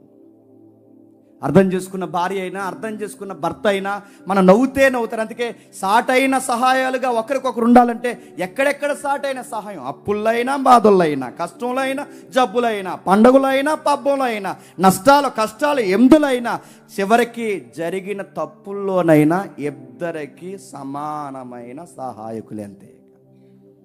నీ ఫ్యామిలీలో ఏదో మిస్టేక్ జరిగింది అనుకోండి, ఆయనది ఒక్కడదే కాదు, చెప్పండి, నీది కూడా. నీదొక్కదాందే కాదు, ఆయనది కూడా. మీరందరూ కలిసి ఇలా బతకాల్సిందే. అదే భార్య భర్తల బంధం అంటే. ఇంకేమని రాశాడు త్వరగా చూద్దాం. ఎఫెసీయులకు రాసిన పత్రిక, ఎఫెసీయులకు రాసిన పత్రిక, త్వరగా ఎఫెసీయులకు రాసిన పత్రిక 5వ అధ్యాయం, ఎఫెసీయులకు రాసిన పత్రిక 5వ అధ్యాయం 22వ వచనం చూడండి. స్త్రీలారా ప్రభువుకు వలె మీ సొంత పురుషులకు లోబడి, ప్రభువునకు వలె మీ సొంత పురుషులకు లోబడి ఉండుడి. క్రీస్తు సంఘమునకు శిరస్సై ఉన్న ప్రకారము, క్రీస్తు సంఘమునకు శిరస్సై ఉన్న ప్రకారము పురుషుడు భార్యకు శిరస్సై ఉన్నాడు. పురుషుడు భార్యకు శిరస్సై ఉన్నాడు. జాగ్రత్తగా వినండి. ఇక్కడ మనకు కనబడుతుంది రెవల్యూషన్ ప్రత్యక్షత అయింది. ఏం ప్రత్యక్ష అయింది ఆదాముకి? ఆమె మనిషే, నాలాంటిదే, నాలాగే ఏడుస్తుంది, నాలాగే బాధపడుతుంది. నాకు హృదయానికి ఎన్ని బాధలు అవుతున్నాయో తనకు కూడా బాధలు ఉంటాయి. నాకు సంతోషం ఎలా ఉందో తనకు కూడా సంతోషం ఉంటుంది. సేమ్ ఆమె కూడా మనిషే కాదు, జెండర్ డిఫరెన్స్ ఉందంటే అని దీన్ని అర్థం చేసుకోవడమే ప్రత్యక్షత. ముందుగా నీకే హృదయం ఉంది, నీకే బాధలు ఉన్నాయని కాదు, తనకు కూడా బాధలు ఉంటాయి, తనకు కూడా హృదయం ఉంది, తనకు కూడా ఇష్టాలు ఉంటాయి, తనకు కూడా నవ్వులు ఉంటాయి. తనని అర్థం చేసుకోవడమే ప్రత్యక్షత అంటే. మ్యారేజ్లో ప్రత్యక్షత అంటే తనని అర్థం చేసుకోవాలి. ఎందుకు అలా ఉంటుంది, ఎందుకు అలా మాట్లాడుతుంది, ఇవన్నీ అర్థం చేసుకోవాలి. ఇవన్నీ తెలియట్లేదు. ఈరోజు రకరకాల విషయాల్లో, రకరకాల కోణాల్లో, రకరకాల విషయాల్లో ఒకరినొకరు అపార్థం చేసుకుంటున్నాం. ఇదిగో ఒక జోక్ చూశాను నేను, ఇందాక సత్య గారు పంపించారు నాకు. సరిగ్గా ఎలక్షన్ టైంలో వచ్చింది అనుకుంటాను ఈ జోక్. స్క్రీన్ మీద వేద్దును, కాకపోతే అది చూడడానికి బాగాలేదని నేను వేయట్లేదు. ఎలక్షన్ టైంలో భర్త సీరియస్గా ఆలోచిస్తూ అయ్యోపు తిరిగి పడుకున్నాడు. ఎలాగా ఈవిడ అయ్యోపు తిరిగి పడుకుని ఇలా ఒక లుక్ వేసింది. ఏడు తేడా ఉన్నాడు ఎలా అనుకుని ఒక మాట రాశారు. డౌట్ లేదు, వీడు ఖచ్చితంగా వేరే అమ్మాయితో, లేదా అయ్యపు ఎందుకు తిరుగుతున్నాడు ఈ మధ్య అన్నాను. ఎందుకు ఆడెందుకు అయ్యపు తిరిగాడంటే, ఆ పార్టీ వాళ్ళు 3 ఏళ్ళు ఇచ్చారు, వీళ్ళు 4 ఏళ్ళు ఇచ్చారు, ఏంటి సంగతి అని ఆడ ఆలోచిస్తున్నాడు. కానీ ఈవిడేం ఆలోచిస్తుంది, తేడా కొన్నాడు ఈ మధ్య. చూసారు, అర్థం చేసుకోవడం కన్నా చెప్పండి అపార్థం ఎక్కువ. ప్రేమ ఉండొచ్చు, బంధం ఉండొచ్చు. ఇక్కడ ఒక మాట ఉందో చూడండి, నీ సొంత పురుషుడు ఎవరట? నీ భర్త. చెప్పండి, నీ సొంత పురుషుడు, నీ భర్త నీ సొంత పురుషుడు, నీ సొంతం. అంతే. ఆవిడ ఎందుకు అలా ఆలోచిస్తుందంటే, నీవు ఆమె సొంతం, ఆమె ఆస్తి. నువ్వు ఆమె ఆస్తి కోసం ఆమె ఆలోచించకపోతే ఇంకొక ఆవిడ ఆలోచిస్తే బాగోదు. ఆవిడే ఆలోచించాలి. అందుకే సొంత ఆస్తిగా ఫీల్ అయింది కనుకే టెన్షన్ అవుతుంటుంది, ఏంటి ఇలా ఉంటున్నాడు అనుకుంటుంది, ఆలోచిస్తుంటుంది. ఈ మధ్య నువ్వు తేడాగా ఉన్నావు, ఆలస్యంగా వస్తున్నావు, పట్టించుకోవడం మానేసావు, ప్రేమలో తేడా వచ్చింది, అడుగుతుంటుంది. ఎందుకు? తన ఆస్తి. నువ్వెవరా నన్ను అడగడానికి అనకూడదు. బైబిల్ ఏమని రాసింది తెలుసా? నువ్వెవరైనా నన్ను అడగడానికి కాదు, ఆమె అడుగుతుంది. ఎందుకంటే నేను నాకు కాదు సొంతం. చెప్పండి, నేను నా భార్యకి సొంతం. నా భార్య తనకు తాను సొంతం కాదు. చెప్పండి, ఆమె నాకు సొంతం. తన శరీరం మీద తనకు అధికారం లేదు, నా శరీరం మీద నాకు అధికారం లేదు. ఇది ఒకరికి ఒకరు కలిసి ధరించాల్సిన భార్య భర్తల ధర్మం. మ్యారేజ్ అంటే దేవుడు ఏం చెప్తున్నాడు? ఇదిగో ఇన్ని విషయాలు రాస్తున్నాడు, ఇన్ని సంగతులు ముడిపెట్టి రాస్తున్నాడు. మరో విషయం రాస్తున్నాడు చూడండి, మీ పురుషులు మీ పురుషులు మీ సొంతమని, మీ సొత్తని ఆలోచించడం అని చెప్తున్నాడు. ఒకరికి ఒకరు సొత్తు, ఒకరికి ఒకరు బాధ్యత, ఒకరికొకరు కలిసి బతకాల్సిన జీవితం. ఇవేమీ తెలియకుండా మ్యారేజ్లో ఇటీవల కాలంలో జరుగుతున్నది ఏంటో తెలుసా? ఇదిగో ఈ రెవల్యూషన్ లేదు, ఈ రిలేషన్షిప్ లేదు, చివరికి రెజరెక్షన్ అర్థం చేసుకునే తత్వం లేదు. రెజరెక్షన్ అంటే పునరుద్ధానం అండి. అది ఫ్యామిలీలో ఎలా వర్తిస్తుంది అంటే, ప్రతిదినం నా ఆహాన్ని, ప్రతిదినం నా పొగర్ని, ప్రతిదినం నన్ను నేను చంపుకుంటే కానీ నా భార్యతో తినంగా నేను కాపురం చేయలేను. ప్రతిరోజు నన్ను నేను తగ్గించుకుంటే కానీ, నన్ను నేను చంపుకుంటే కానీ నా భార్యతో నేను జీవితం గడపలేను. నేను ప్రతిరోజు నా ఆహాన్ని, నా పొగర్ని చంపుకోవాలి, మళ్ళీ నూతనంగా పుట్టాలి. ఏమీ ఎరగనట్టు వచ్చి సర్లే జరిగింది ఏదో జరిగిందని అనాలి. అలా నూతనంగా మళ్ళీ తనతో నేను కలవకపోతే ఆ బంధము నిలబడదు. దాన్నే రెవల్యూషన్ అన్నారు, దాన్నే రెజరెక్షన్ అన్నారు. పునరుద్ధానానికి అర్థం ఏంటంటే, ఇదిగో నా భార్య కొరకు నేను తన కొరకు నన్ను నేను అప్పగించుకుంటున్నాను. 32 వచనంలో అదే చూడండి, త్వరగా ముగిద్దాం. 32 వచనంలో, 5వ అధ్యాయం 32 వచనంలో, ఈ మర్మము గొప్పది, అయితే నేను క్రీస్తును గూర్చియు సంఘమును గూర్చియు చెప్పుచున్నాను, మెట్టుకు మీలో ప్రతి పురుషుడును తనను వలె తన భార్యను ప్రేమింపవలెను. భార్య అయితే తన భర్త యందు భయము కలిగి ఉండునట్లు చూసుకొనవలెను. ఏమంటున్నాడు చూడండి, ఈ వచనం కాదు నేను చదువుతున్నాను. 27వ వచనం చూడండి, పురుషులారా మీ భార్యను ప్రేమించుడు అటువలే క్రీస్తు కూడా సంఘమును ప్రేమించేది కలంకమైన ముడతైనట్టు మరి ఏదైనా లేక పరిశుద్ధమైనది గాను నిర్దోషమైనది గాను మహిమగల సంఘముగా ఆయన తన ఎదురు దాన్ని నిలబెట్టుకుని వాక్యం అనే ఉతక స్నానం చేసి దాన్ని పవిత్రపరిచి పరిశుద్ధపరచుటకే దాని కొరకు తనను తాను అప్పగించుకోండి. నీ భార్యని సంపూర్ణంగా ప్రేమించావని గుర్తేంటయ్యా అని అడిగితే ఆ పురుషుడు అంటున్నాడు, ఆ భర్త అంటున్నాడు అక్కడ, తన కోసం నేను చచ్చిపోతాను సార్ అన్నాడు. నేను అడుగుతున్నాను, భార్య కోసం చచ్చిపోతానన్న పురుషులు ఉన్నారా? చంపేసే పురుషులు ఉన్నారా? చెప్పండి. నా చూసాం వార్త, భార్య కోసం చనిపోయే పురుషులు లేరు. ఇందాక ఒక వార్త చూశాను, ఆ వార్త చదివితే నాకు విచిత్రంగా అనిపించింది. నీకు పంపించానుకుంటా చూడండి. ఆ వార్తలో ఆ ఊర్లోనట తన భార్యని నీళ్లు తోడుకోవడానికి రావద్దన్నారట. కోపం వచ్చింది, చాలా చికాకు పడ్డాడు. తన భార్యను తన ఊర్లో ఎప్పుడైతే నీళ్లు తోడడానికి రావద్దన్నాడో తన భార్య కొరకు సొంతంగా ఒక్కడే బావే తవ్వేశాడు. బాగా కొట్టారు, తవ్వుతారా? మిమ్మల్ని అడుగుతున్నాను.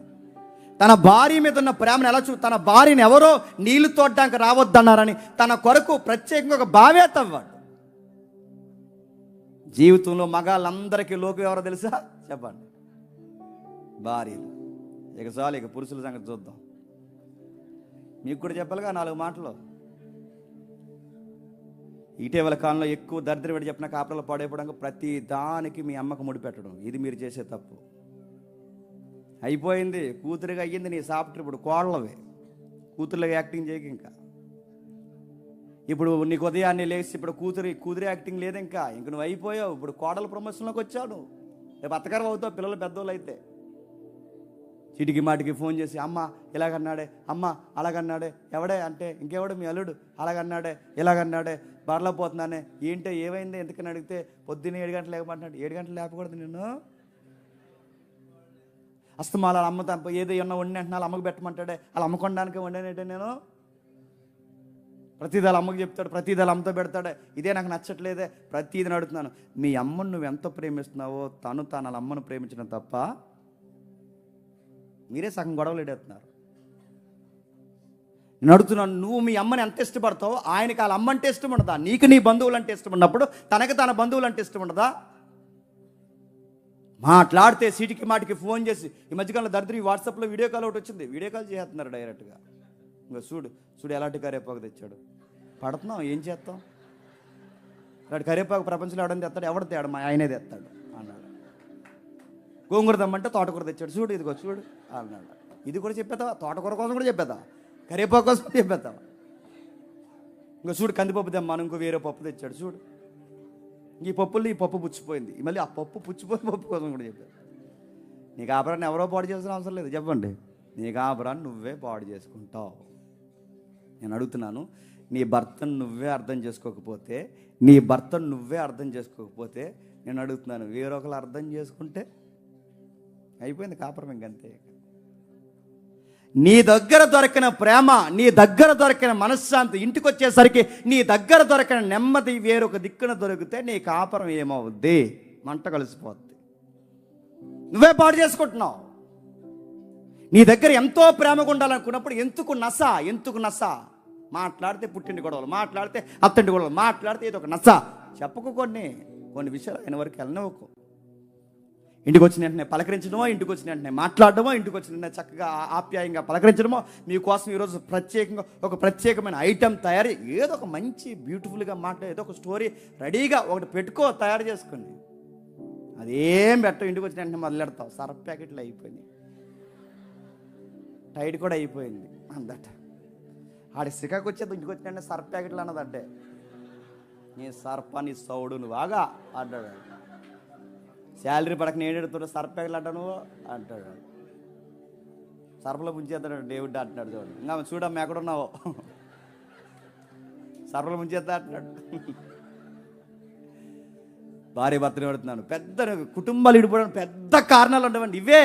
అర్థం చేసుకోవడంలో ఈ లోపాలే, ఇవే డిస్టర్బెన్స్. భార్య భర్తలు ఇద్దరు ఎప్పుడు గుర్తుపెట్టుకొని, ఇద్దరు మెచ్యూరిటీగా ఉంటారండి. ఎవరో ఒకరు తక్కువలో ఉంటారు, ఎవరో ఒకరే మెచ్యూరిటీగా ఉంటారు. ఈ మెచ్యూరిటీ ఉన్నవారు మెచ్యూరిటీ లేని వాళ్ళని అర్థం చేసుకోవడమేనండి కాపురం అంటే. అదే కాపురం అంటే. నా భార్య ఎప్పుడు నాలాగుంటే నేను నా భార్యని ఎందుకు చేసుకుంటానండి? ఇప్పుడు నా భార్య కూడా సేమ్ నాలాగుంటే వాడు మరో జేమ్స్ అవుతాడు తప్ప నా భార్య ఎందుకు అవుద్ది? భర్త సేమ్ తనలాగే ఉండాలనుకుంటే ఆమె మరొక జాస్మిన్ అవుతుంది తప్ప జేమ్స్ ఎందుకు అవుతాడు? అది అర్థం అవ్వాలిగా. నాలాగా ఆలోచించట్లేదు, నీలాగా ఆలోచించడు ఆయన పురుషుడు, నీలాగా ఆలోచించలేదు ఆమె స్త్రీ, ఆమె అలాగే ఆలోచిస్తుంది, నువ్వు ఇలాగే ఆలోచిస్తావు. మీ ఇద్దరిని ఒకరొకరు అర్థం చేసుకోవడమే కాపురం అంటే. నువ్వు నాలాగుండంటే నాలాగే ఉంటే తన్నెందుకు నేను చేసుకోవడం, తనలాగే నేనుంటే నన్నెందుకు తను చేసుకోవడం? భార్య భర్తలుగా ఒకరినొకరు గౌరవించుకోవాలి, ఒకరినొకరు ప్రేమించుకోవాలి. ఇలాంటి విషయాలు ఎప్పుడైతే పునాది వేస్తామో అప్పుడు మన కాపురం విలువ మనకు అర్థమవుతుంది. భార్యలుగా మీ ధర్మాలు అందుకే చెప్తాడు, భార్యగా మీ ధర్మాలు మీరు జరిగించాలి, భర్తలుగా మీ ధర్మాలు జరిగించాలి. అందుకే నేను ఎప్పుడో పరమగీతాలు చెప్పాను, ఎంత బ్యూటిఫుల్గా ఉంటుందండి ఆ సంసారం చూస్తుంటే. సాంగ్లో పెట్టాను చూద్దరు కానీ వేద్దాం. తన భార్యను పక్కన పెట్టి ఎంత ఆ లవర్సా లేకపోతే కపుల్సా అర్థం అవదు. వాళ్ళ లవర్సా కపుల్స్ అంటే కపుల్స్ అయిన లవర్సా, వాళ్ళ ప్రేమికులా లేకపోతే సంసారంలో ఉన్న ప్రేమికులు వాళ్ళు. పొగుడుతుంటుంది సోలమతి. ఏమంటారు తెలుసా? పురుషులలో అతి సుందరుడివి అని తనంటుంది. ఈయనేమంటారు తెలుసా?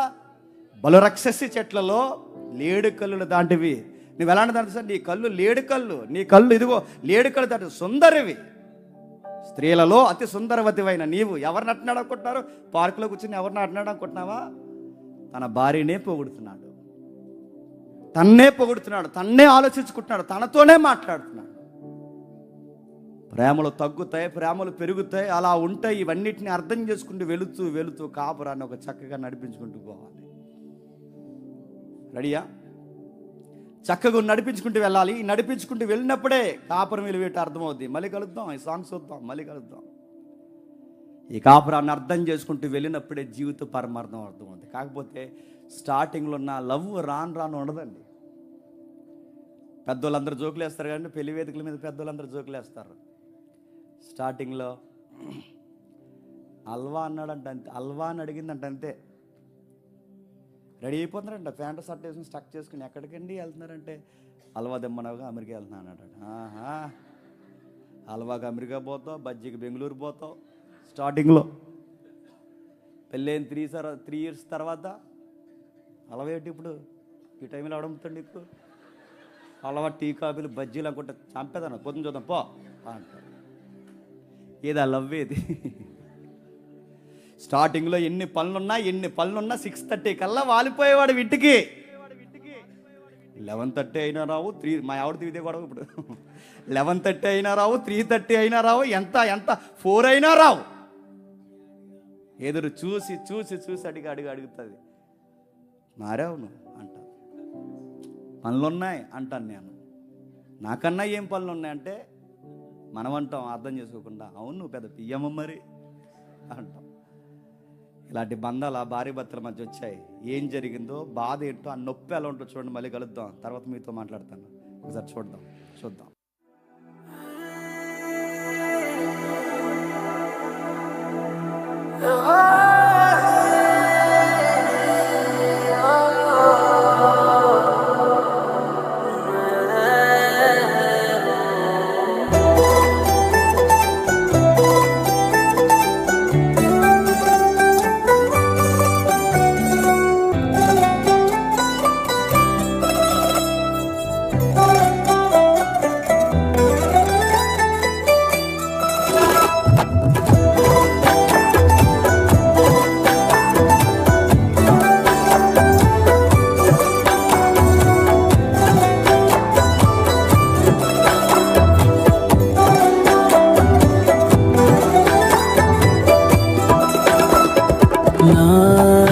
జీవితానికి ఒక అర్థమే ఉన్నదాని ప్రేమకు ప్రతిరూపమే వివాహమై ప్రేమకు ప్రతిరూపమే వివాహమై ఇది తెలియక లోక ప్రేమను అది నిజముగా నేను తలిచాను. ఇది తెలియక లోక ప్రేమని అది నిజముగా నేను తలిచాను. నా జీవితానికి ఒక అర్థమే ఉన్నదని, నా కోసమే ఒక చిత్తమే ఉన్నదని.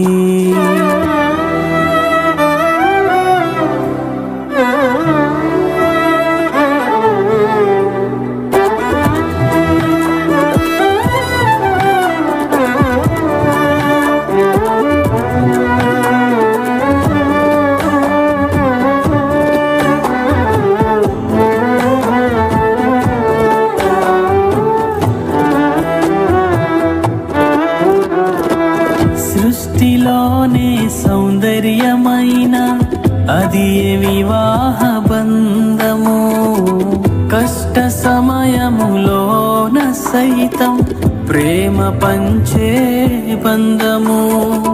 సృష్టిలోనే సౌందర్యమైన అది వివాహ బంధము, కష్ట సమయములోన సైతం ప్రేమ పంచే బంధము.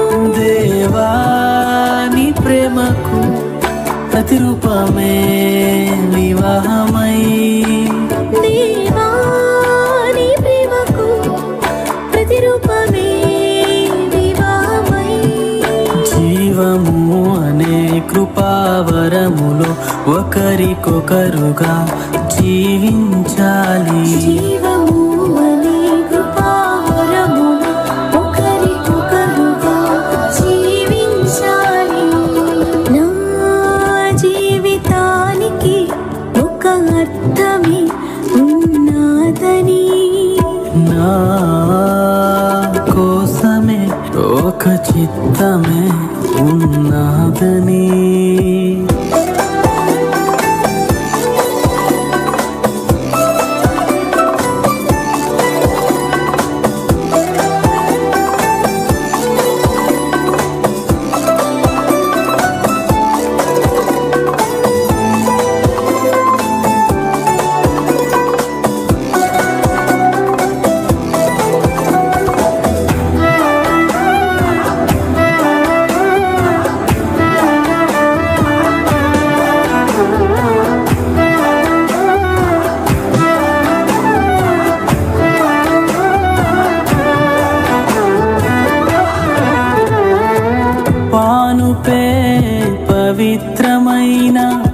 నిష్కలంకమైనది. చారులకును వ్యభిచారులకును తీర్పు తీర్చేవాడవు. పానుపే పవిత్రమైన నిష్కళంకమైనది. జారులకును వ్యభిచారులకును తీర్పు తీర్చేవాడవు. దేవా నీ ప్రేమకు ప్రతిరూపమే వివాహమై, దేవా నీ ప్రేమకు ప్రతిరూపమే వివాహమై. అది కలంకము ముడతలైనను మరి ఏదియు లేని ప్రేమ ఇది.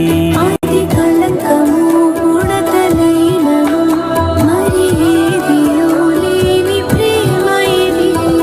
నా జీవితానికి ఒక అర్థమే ఉన్నదని, నా కోసమే ఒక చిత్తమే ఉన్నదని.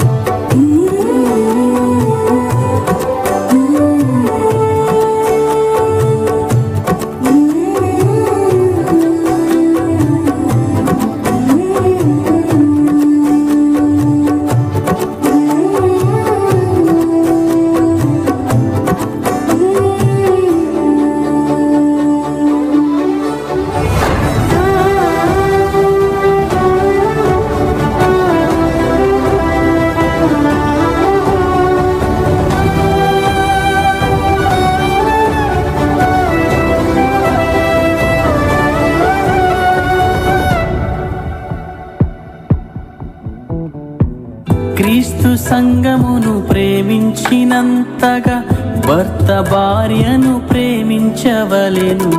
సంఘము లోబడినంతగా భార్య భర్తకు లోబడవలెను.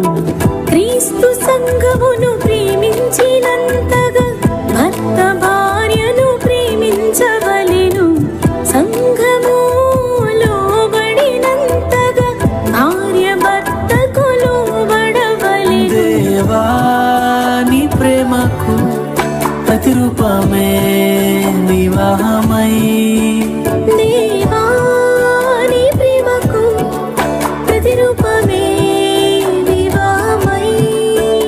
ఇది తెలియక లోక ప్రేమను అది నిజముగా నేను తలిచాను. ఇది తెలియక లోక ప్రేమని అది నిజముగా నేను తలిచాని. నా జీవితానికి ఒక అర్థమే ఉన్నదని, నా కోసమే ఒక చిత్తమే ఉన్నదని. నా జీవితానికి ఒక అర్థమే ఉన్నదని. నా కోసమే ఒక చిత్తమే ఉన్నదని.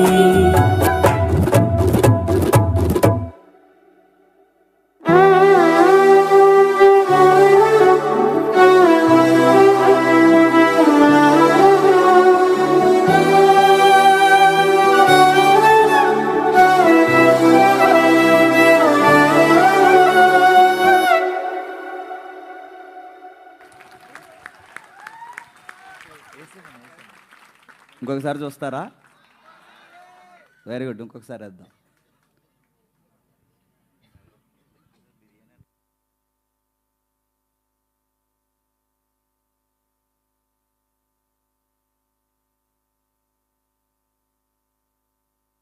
మళ్ళీ ప్లే చేయండి.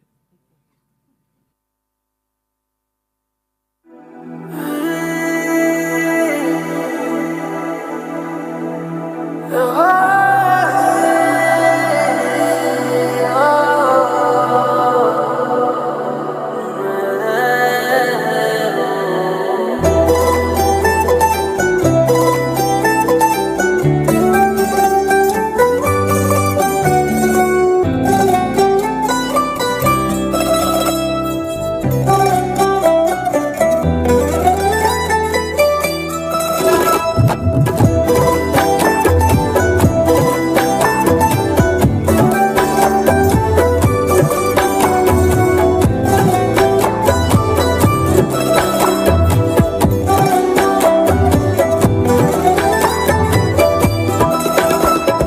నా జీవితానికి ఒక అర్థమే ఉన్నాదని, నా కోసమే ఒక చిత్తమే ఉన్నాదని, నా జీవితానికి ఒక అర్థమే ఉన్నాదని, నా కోసమే ఒక చిత్తమే ఉన్నదని.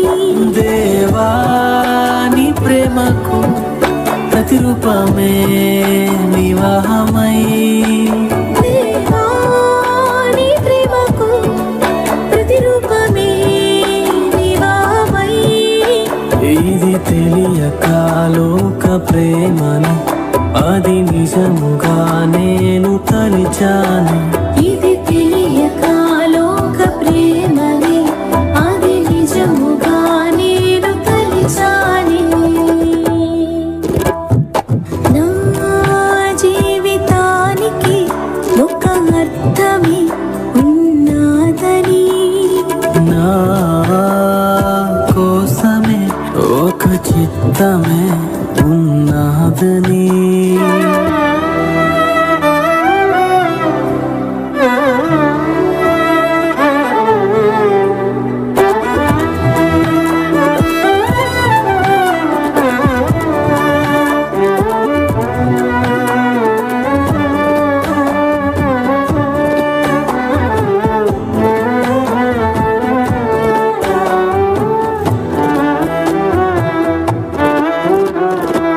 సృష్టిలోనే సౌందర్యమైన అది వివాహ బంధము, కష్ట సమయములోన సైతం ప్రేమ పంచే బంధము. సృష్టిలోని సౌందర్యమైన అది వివాహ బంధము, కష్ట సమయములోన సైతం ప్రేమ పంచే బంధము. దేవాని ప్రేమకు ప్రతిరూపమే వివాహమై, దేవాని ప్రేమకు ప్రతిరూపమే వివాహమై. జీవము అనే కృపావరములో ఒకరికొకరుగా జీవించాలి. జీవము అనే కృపావరములో ఒకరికొకరుగా జీవించాలి. నా జీవితానికి ఒక అర్థమే ఉన్నదని, నా కోసమే ఒక చిత్తమే ఉన్నదని.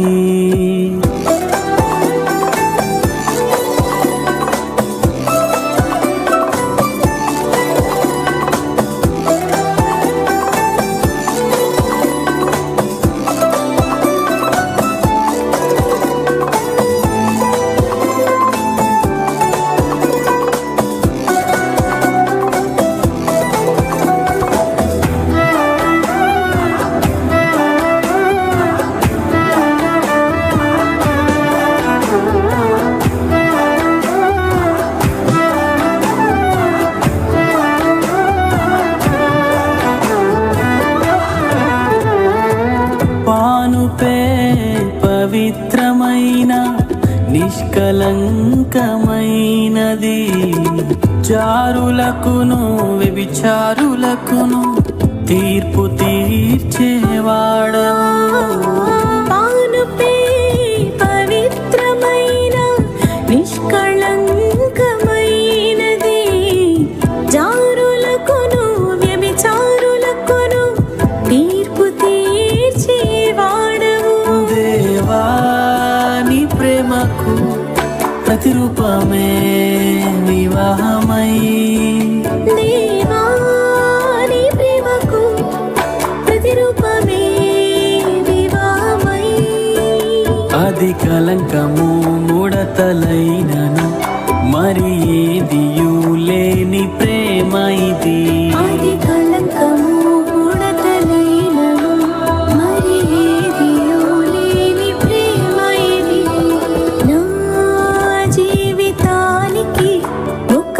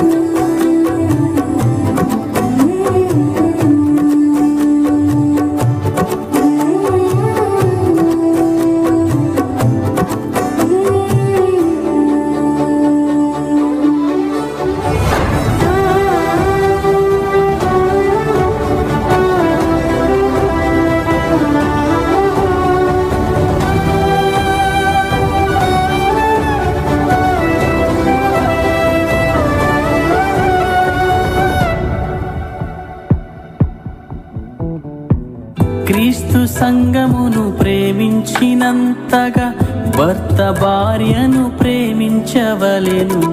సంగము లోబడినంతగా భార్య భర్తకు లోబడవలెను. క్రీస్తు సంఘమును ప్రేమించినంతగా భర్త భార్యను ప్రేమించవలెను.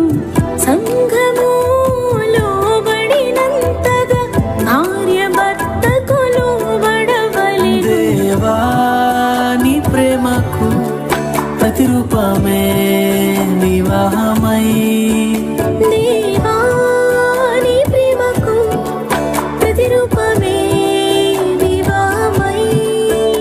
ఇది తెలియక లోక ప్రేమను అది నిజముగా నేను తలిచాను. ఇది తెలియక లోక ప్రేమని అది నిజముగా నేను తలిచాలి. నా జీవితానికి ఒక అర్థమే ఉన్నదని, నా కోసమే ఒక చిత్తమే ఉన్నదని, నా జీవితానికి ఒక అర్థమే ఉన్నదని, నా కోసమే ఒక చిత్తమే ఉన్నదని.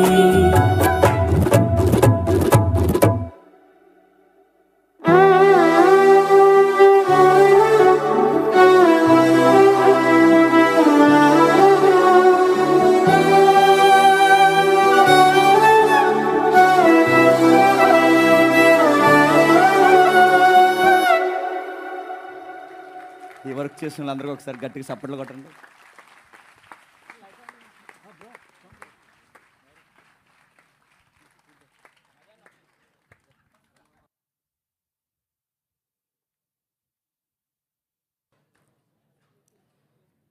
హెబ్రీయులకు రాసిన పత్రిక, అపోస్తలుడైన పౌలు హెబ్రీయులకు రాసిన పత్రిక 13వ అధ్యాయం.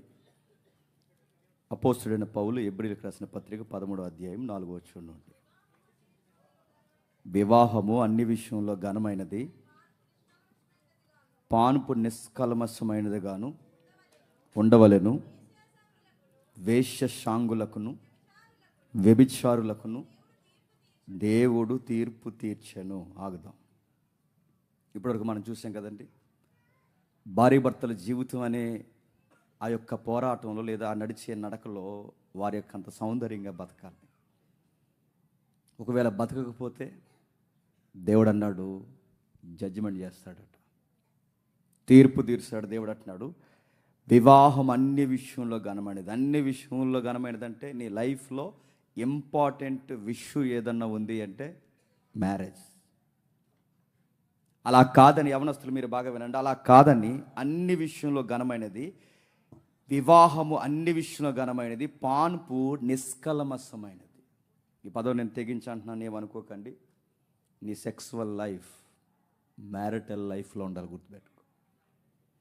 పార్కుల్లో జబ్బలు రాసుకొని తిరుగుతాను, ప్రేమ చెత్త సెదారం అని నేను తిరుగుతాను, ఎక్కడ పడితే అక్కడ సొంగ కాస్తూ తిరుగుతాను, చంపుతాడు దేవుడు. ఏమనుకుంటున్నావు? నీ శరీరానికి ఒక కోరుకుందని, నీ శరీరానికి ఒక వేడి ఉందని, నీ శరీరానికి ఒక రుచులు ఉన్నాయని, నీ శరీరానికి ఒక జీవితానికి ఇవి కావాల్సిన అవసరాలు ఉన్నాయని శరీరాన్ని ఇచ్చిన వాడికి తెలుసు. ఆ కోరికలు మ్యారేజ్ అనే పట్టికలోనే తీరాలి. మ్యారేజ్ వెలుపుల తీర్చే ప్రయత్నం చేశావో జడ్జిమెంట్ చేస్తా అన్నాడు ఆయన. ఎవరిని తీర్పులోకి తీసుకొచ్చి కూర్చోబెడతాడట? వేశ్యశాంగులకును వ్యభిచారులకును. వేశ్యశాంగులకు మరొక ఈక్వల్ వర్డ్ ఉంది, జారులకు అన్నాడు. జారులు అంటే పెళ్ళి కాకుండా చేసేవాళ్ళు చేసే పనుల్ని జారత్వం అంటారు. పెళ్ళైన వారు భార్య భర్తల ధర్మాన్ని దాటి వేరొకరితో తప్పు చేసేవారిని వ్యభిచారులు అంటారు. రెడీ, క్లారిటీ తెలియాలి. పెళ్ళి కాకుండా చేస్తే జారత్వం, పెళ్ళై కూడా భయంకరమైన పనులు మీరు చేస్తున్నారంటే అది వ్యభిచారం. నీ భర్త కళ్ళు కప్పినా దేవుడు ఊరుకోడు, నీ భార్య కళ్ళు కప్పినా దేవుడు ఊరుకోడు. నీకు వివాహం అనే ఒక వ్యవస్థ ఉందని అప్పటి వరకు నువ్వు ఆగకుండా ఎక్కడెక్కడో నీ తల్లిదండ్రుల కళ్ళు కప్పి, ఆ పిల్ల కప్పి, వీళ్ళు కప్పి, మీరు అందరి కళ్ళు కప్పి మీరు ఒకరికొకరు చీకట్లో తప్పుడు పనులు చేస్తే దేవుడు ఊరుకోడు, గుర్తుపెట్టుకోండి. వివాహ వ్యవస్థలో నీ కోరికలు తీర్చుకోవాలి. దానికి ఒక బంధం ఉంది. ఇందాక మీరు రెఫరెన్స్ చూసారు లేదో, ఇదిగో నీ యవ్వన కాలపు భార్య యందు నీ యవ్వన కాలపు భార్య కౌగిలిలో సంతోషించు. అది రూల్ అంతే. నాకు కోరుకుంది, నాకు ఆశ ఉంది, నా జీవితానికి ఒక శృంగారమనే ఒక అవసరత ఉంది. అది ఎక్కడ తీరాలి, అది ఎక్కడ నేను దాన్ని సౌందర్యంగా మలుచుకోవాలి. నాకు ఒక భార్య ఉండాలి, ఒక భర్త ఉండాలి. భార్య భర్తలు ఇరువురు కలిసి ఒక ధర్మాన్ని నడిగించాలి. అంతేగాని ప్రేమ అని పేరు పెట్టి మొన్న ఇక్కడ జరిగింది ఏరియాలో మీరు చూస్తున్నారు లేదో, ఆ కాలేజీ ఈవెంట్లు జరిగితే వాళ్ళ తల్లిదండ్రులు నమ్మి పంపించారు వాళ్ళ కాలేజీ యూనివర్సిటీలో చదువుకుంటారని. మన సెమినార్ స్టార్ట్ అయింది. ఆ రోజు మన సెమినార్ స్టార్ట్ అయిన తర్వాత సమయంలో వాళ్ళ కార్యక్రమాలు మీరు చూస్తున్నారు లేదో, జంటలుగా తిరుగుతున్నారు. చీకట్లో ఈ ఏరియాలో ఆడపిల్లలు తాగేసి తిరుగుతున్నారు. మన ఒక ఆడపిల్ల గంజాయి తాగేసిన ఆడపిల్లని ఇద్దరు యువకులు చెయ్యగూడిన పనులు అక్కడ రోడ్డు మీద చేస్తున్నారు. ఇప్పుడు మీ నాన్న తెలియకపోవచ్చు, మీ అమ్మకు తెలియకపోవచ్చు, ఇప్పుడు తెలియకపోవచ్చు. గుర్తుపెట్టుకో, ఎవడకి తెలియకూడదు అనుకుంటో రేపు పొద్దున్న కట్టుకున్న వాడికి తెలుస్తుంది. ఆ రోజు స్టార్ట్ అవుద్ది రగడ. గుర్తుపెట్టుకో, ఈరోజు నీ ఇష్టానుసారంగా తిరిగేస్తానంటే రేపు పొద్దున్న నీ ఇష్టం వచ్చినట్టు చిత్త కార్తీక కుక్కలాగా ఈదులంటే తిరిగి నీకు మాత్రం ఉత్తమ భార్య వచ్చేయాలంటే ఎట్లా వస్తుంది? నీకు కుక్కే వస్తుంది. గుర్తుపెట్టుకో, నువ్వు ఎలాంటోడు అయితే నీకు అలాంటిది వస్తుంది, నువ్వు ఎలాంటి దానివైతే నువ్వు అలాంటి దానివై. దేవుడికి తెలుసు ఎవడికి ఎలా జడ్జిమెంట్ ఇవ్వాలో, ఎవరికి ఎలా తీర్పు తీర్చాలో దేవుడికి. అందుకే జాగ్రత్త. కోరికలు వస్తున్నాయా? వయసు వచ్చిందా? పాపం జరిగే అవకాశం ఉందా? పౌలు గారు అన్నమాట ప్రతి వానికి సొంత భార్య ఉండవలను. అదర్ సైడ్ ప్రతి స్త్రీకి సొంత భర్త ఉండవలను. మీ ధర్మములు వివాహం అనే పట్టికలోనే నెరవేరాలి. అది దేవుడే జతపరచడం. అందుకే ఆ సాంగ్లో మనం చూపిస్తున్నాం చూడండి. ఒక చక్కగా బైబిల్ చదువుకుంటున్న అబ్బాయి, ఒక చక్కగా సండే స్కూల్ చెబుతున్న అమ్మాయి, దేవుళ్ళో ఎదుగుతున్న అమ్మాయి, వీళ్ళిద్దరిని దేవుడు జతపరిచాడు. ఎలా జతపరిచాడు? సండే స్కూల్లో చూసుకోలేదు వీళ్ళిద్దరూ. ఇక్కడ పిచ్చి పని చేయడం మక్కలు ఎరగకూడదని చెప్తున్నాను. వీళ్ళిద్దరు ఇలా సంఘానికి వచ్చి చూసుకోలేదు, ఇక్కడ సెమినార్కి వచ్చి నువ్వు నన్ను చూడు నేను చూడంటే ఇద్దరు దేవుళ్ళు ఉన్నాం. జేమ్స్ అని అదే చెప్పాడంటే సంపేతను ఎవరు పనులు చేశారంటే. అందుకే చూస్తాం అక్కడ ట్యాగ్ వేస్తాం, పెద్ద ట్యాగ్ వేస్తాం. తెలుసా? పెద్దల సమక్షంలో పెళ్లి చూపులు. పెద్దలు ఉండాలి, సంఘం ఉండాలి, పరిశుద్ధుల సహవాసం ఉండాలి. బయట వాళ్ళు ప్రేమించుకోవద్దన్నామని దేవుని పిల్లలు ప్రేమించుకోమని చెబుతున్నామా? మధ్యాహ్నం అడిగాడు ఎవడో ప్రశ్న, చెబుతాను మర్చిపోయాను. మళ్ళీ చెప్తున్నాను, పరిశుద్ధత. పెద్దల సమక్షంలో పెళ్లి చూపులు జరగాలి. దేవుడు నిర్ణయిస్తాడు. నువ్వు మంచిగా ఉండే అబ్బాయి అయితే, నువ్వు భయభక్తులు కలిగిన అమ్మాయి అయితే, మీ ఇద్దరు దేవుని పట్ల విశ్వాసం కలిగిన వారైతే దేవుడే జతపరుస్తాడు. ఆదాముకి సరి అయిన వీడు జోడు అవ్వైతే, అబ్రహాముకి సరి అయిన వీడు జోడు శారమ్మ అయితే, ఇస్సాకుకి సరిగ్గా రెబక్కమ్మ అయితే, యాకోబు వేరే సెలక్షన్ చేశాడు, తర్వాత ఇచ్చిన జంట వేరొకటైతే, మీరు రకరకాల చూడండి, ఎక్కడ చూడండి దేవుడు మ్యాచింగ్ పెట్టిన ఆ జంట చాలా బాగుంటుందండి. మనం తెచ్చుకున్నవే బీబీస్ ఒకటి వచ్చేద్ది మనకి. ఈ లక్షణాలు చూడ్డు, విశ్వాసం చూడ్డు, ఏమి చూడ్డు. అడిగాడట, 4 ఇస్తారా, 5 ఇస్తారా, 8 లక్షలు ఇస్తారు, మినిమం 3 ఇస్తారా? ఇస్తుంది, కంగారు పడకు, తెస్తుంది. బండెక్కి వస్తుంది, బుల్లెట్ ఎక్కి. నేను అడుగుతాను, ఏమీ చూడలేదు. భక్తి ఉందా, విశ్వాసం ఉందా చూడాలి. అందుకే రాస్తున్నాడు చూడండి, వివాహం అన్ని విషయంలో ఘనమైనది, పాన్పు నిష్కల్మషమైనది ఉండవలను. వేశ్య పనులు చేశావో చంపుతాడు, వ్యభిచారపు పనులు చేశావో ఊరుకోడు. మీరువురు జీవమను కృపావరములో ఒకరికి ఒకరు పాలి భాగస్తులు. నీ కోరికొస్తే ఆయన ఉన్నాడు, ఆమె కోరికొస్తే ఆయన ఉన్నాడు, ఈమె కోరికొచ్చినా ఆయన ఉన్నాడు, ఆయన కోరికొచ్చినా ఈముంది. ఒకరికి ఒకరు ధర్మము జరిగించవలను. మరొక విషయం రాస్తున్నాడు ఇక్కడ, ధనాపేక్ష లేని వారై ఉండుడి, ధనాపేక్ష లేని వారై తృప్తిగా ఉండుడి.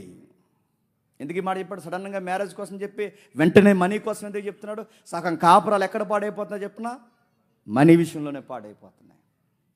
సగం కాపురాలు మనీ విషయంలోనే పాడైపోతున్నాయి. నేను న్యూస్ చూసాను, తమ్ముడికి పంపలేదు. తనకి డబ్బులు అవసరం ఉందని తన భార్యని వ్యభిచారం చేయమన్నాడు. మనీ విషయంలో పాకిస్తాన్లో ఇదిగో మహిళలు ఉద్యోగం చేయాలని మహిళలకు ఉద్యోగాలు ఇచ్చారట.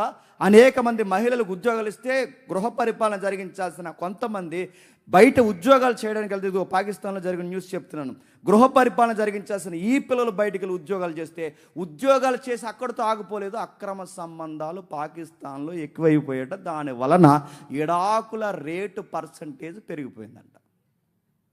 చూసారా, చాలామందికి చేసే పొరపాటు ఏంటి చెప్తున్నా, కేవలం సంపాదన పేరుతో భార్య భర్తలు దూరంగా ఉంటారండి. ఎప్పుడో నెలకొకసారి కలుసుకుంటారంట, ఎప్పుడో వారానికి ఒకసారి వస్తారట. ఆ శనివారం వచ్చి బిర్యానీ తినడానికో రెస్టారెంట్కో, ఆదివారం శనివారం మళ్ళీ సోమవారమే వెళ్ళిపోతారంట. ఇలా గ్యాప్ ఇచ్చారంటే నేను చెప్తాను, సాతాను కూడా చాలా త్వరగా వస్తాడు. కలిసి సంపాదించిన 100 రూపాయలు ఇద్దరు కలిసి సంపాదించండి. ఆవిడ విదేశాల్లో ఉంటుంది, నేను ఇండియాలో ఉంటాను, ఆయన విదేశాల్లో ఉంటారంటే త్వరలోనే పోతారు. మీరు రాసి పెట్టుకోండి. చాలామంది చేసి తప్పేడు చెప్తున్నా, మీ మధ్య గ్యాప్ ఉండకూడదు. మీరు కలిసి సంపాదించిన 100 అయినా కలిసే ఉండాలి.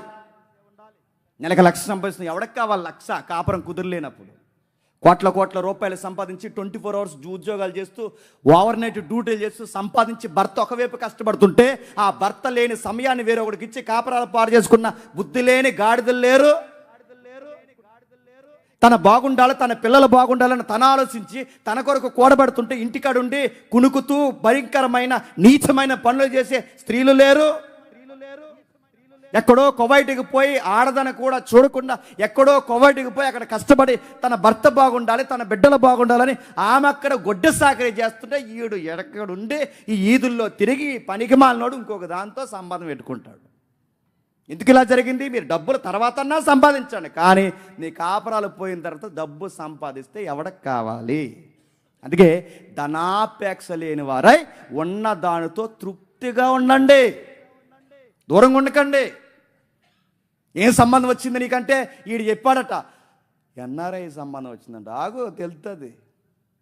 ఎన్ఆర్ఐ సంబంధం వచ్చింది, రకరకాల సంబంధం వచ్చింది. కాపురాలు ఇందుకే పాడైపోతున్నాయి. నేను ఈ మాట తెగించట్నాను, నా మీద ట్రోల్స్ జరగచ్చు, కానీ తప్పదని నేను అంటున్నాను. ఉద్యోగాల పేరుతో ఉద్యోగాలకు వెళ్ళిన వారే కొలీగ్స్తో అక్రమ సంబంధాలు పెట్టుకున్న కేసులు లేవు. ఎందుకు లేవు చెప్పండి? ఎందుకు లేవు? ఉన్నాయి. ఎవరు అన్నారు ఈ మాట? ఇది పెద్దలు అన్న మాట నేను అంటున్నాను. మగోడు బయటికి వెళ్ళక చెడిపోయాడట. నెక్స్ట్ నన్ను అడగండి.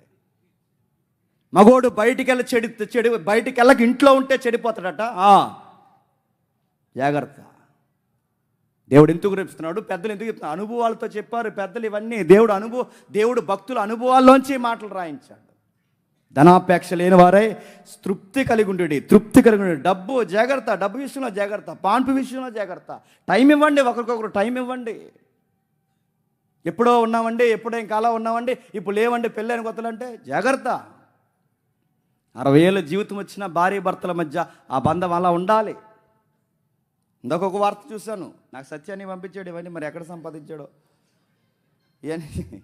ఇందులో ఒక వార్త పంపించాను. 65 సంవత్సరాలు, సుమారు 65 సంవత్సరాలు చెవిటోళ్ళగా యాక్ట్ చేశాడట వాళ్ళ భార్య దగ్గర. 65 సంవత్సరాలు తర్వాత తేలిందట 65 సంవత్సరాల చెవిటోళ్ళలాగా. ఎందుకు అలాగా అయిపోయాడు? ఎలా పోతాడు నస అన్నాడు. ఇలాగే బాగుంది, దీనికి వినమలేంటుంటే ఇంకేమంటలేదని ఊరుకున్నాడు. ఇంకంతే 65 సంవత్సరాలు.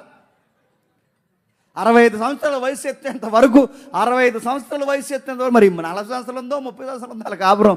40 సంవత్సరాలు చేస్తారు, 50 సంవత్సరాలు కాపురం తెలియదు, కానీ 65 సంవత్సరాల వయసుతో చెవిటోళ్ళలాగే ఉన్నాడట. నేను అడుగుతున్నాను, నీ భర్త నీతో ఉండాలనుకోవట్లేదంటే నువ్వే పాడు చేసుకుంటావు. నీ భార్య నీతో టైం గడపలేకపోతుందంటే నీ డబ్బు, నీ సంపదని నువ్వే పాడు చేసుకుంటావు. భార్య భర్తలు ఒకరికొకరు టైం ఇచ్చుకోవాలండి. నేను ముగిస్తున్నాను. ఎప్పుడో నేను మినిస్ట్రీకి వచ్చిన కొత్తలో చెప్పాను ఈ మెసేజ్లు. భార్యకి టైం ఏం లేదనుకోండి, భర్తకు టైం ఏం లేదనుకోండి, ఆ టైం బట్టుకెళ్ళి వేరొకరికి ఇస్తారు, గుర్తుపెట్టుకోండి. ఇస్తే ఏమవుతావు?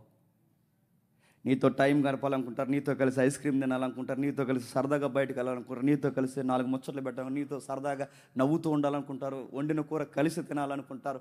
ఈ టైం నువ్వు ఏది ఇవ్వకపోతే ఆ టైం బట్టుకెళ్ళి టీవీకైనా ఇస్తారు, ఆ టైం బట్టుకెళ్ళి పక్కింటి వాళ్ళకైనా ఇస్తారు, ఆ టైం బట్టుకెళ్ళి ఇవ్వకూడని వ్యక్తులకి ఇచ్చారో అయిపోయింది కాపురం. అంతే.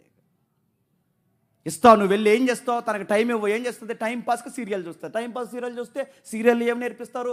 ప్రకటన గ్రంథం పలానా అధ్యాయంలో ఇలా ఉందని చెబుతారా? ఏమి నేర్పిస్తారు టీవీలో? ఏమి నేర్పిస్తారు? రచ్చబండ నేర్పిస్తారు. ఏమి నేర్పిస్తారు? సీరియల్ నేర్పిస్తారు. సీరియల్ ఏం నేర్పిస్తారు?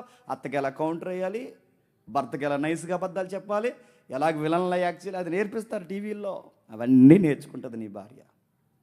పక్కింటికి వెళ్ళి కూర్చుంటే ఆ పక్కింటి వాళ్ళు వచ్చి కుదిరైన మాటలు మాట్లాడతారు. ఆ ఈదులో అలాగంట, ఈ ఈదులో ఎలాగంట, వీళ్ళ ఇంట్లో ఎలాగంట, ఈ చెత్త అంతా చెప్తారు. మనం అలా ఉంటే లూజ్ అయిపోతాం, మనం ఆడుగా ఉండకూడదు, మనం కంట్రోల్లో ఉండాలి, మనం అడగాలి, నిలదీయాలి అనగానే ఇప్పుడు పెద్ద విప్లవకారుల ధైర్యపడి ఇంటికి వచ్చేసరికి నువ్వే ఇచ్చావు టైం. తనకి ఇవ్వాల్సిన టైం నువ్వు ఇవ్వకపోతే టీవీకి ఇస్తారు, తనకి ఇవ్వాల్సిన టైం ఇవ్వకపోతే బయట వాళ్ళకి ఇస్తారు, తనకి ఇవ్వాల్సిన టైం ఇవ్వకపోతే కొంతమంది బుద్ధి లేని వాళ్ళు ఉంటారు. ఆ బుద్ధి లేని లేడు తెలుసా? వేరొక పురుషుడితో టైం పాస్ చేస్తారు. నేను మళ్ళీ చెప్తున్నాను, జాగ్రత్త. ఆడు తమ్ముడా, చెత్త, చెదారమా ఎవడైనా మళ్ళీ చెప్తాను, ఇంటికి రావడానికి వీల్లేదు.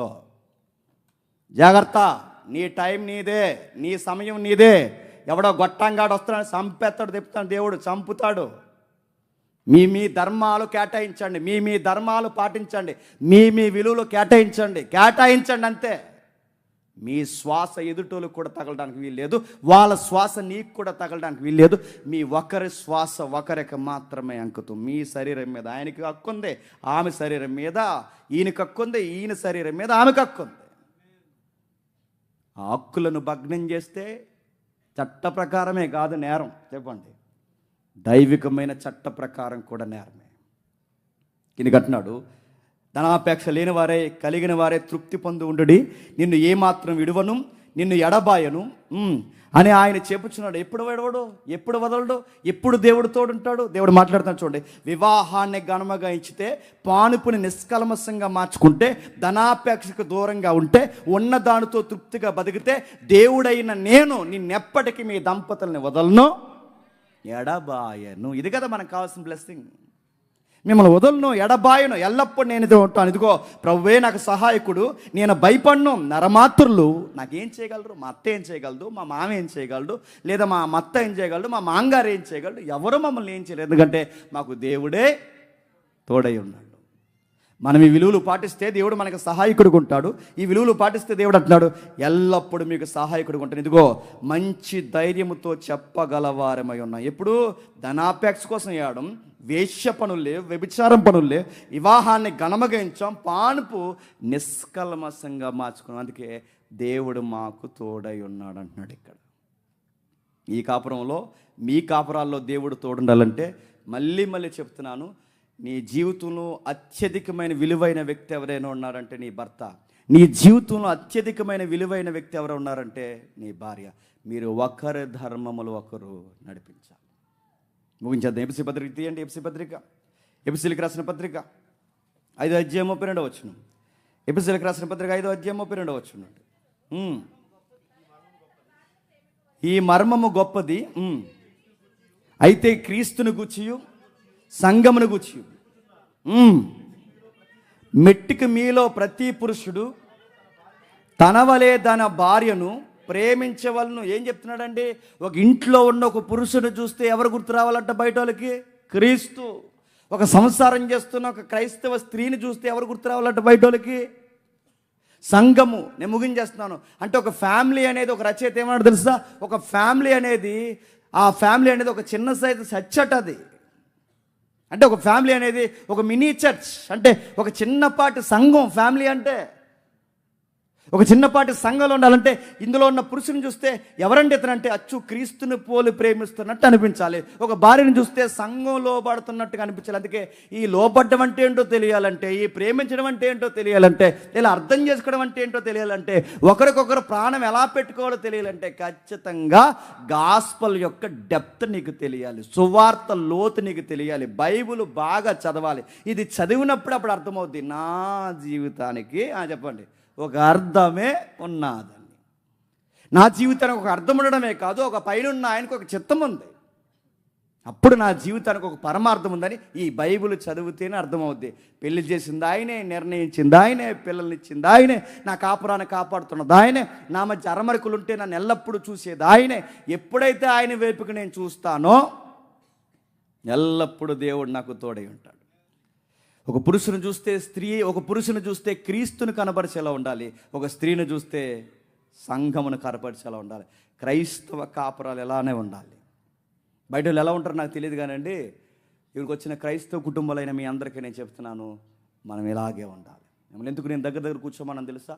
ఈ భావం మీకు అర్థమైతే, ఈ ప్రేయర్లో ఈ భావం మీకు అర్థమైతే, ఈ ప్రార్థనలో మీరు ఒకరి చేయి ఒకరు పెట్టుకుని, ఇప్పటివరకు మీరు ఎవరైనా ఒకరినొకరు బాధ పెట్టుకుని ఉంటే ఆ దేవుని ఎదుట క్షమాపణ చెప్పి, దేవా మా మధ్య సఖ్యత కలగజేవయ్యా, ఒకరినొకరు ప్రేమించుకునే ఆ తొలినాళ్ళ దినాల ఆ ప్రేమను మాకు ఇవ్వయ్యా, మా పిల్లలకి మాకు ఈ బాధ్యత నేర్పించాయి, ఈ డబ్బు కాదయ్యా, ఈ సంపాదన కాదయ్యా, మా హృదయాల్లో పంచుకునే ప్రేమను మాకు ఇవ్వయ్యని ఒకరికొకరు మీ పిల్లల్లో మీరు చేయబెట్టుకుని ప్రార్థనలో పాల్గొనండి.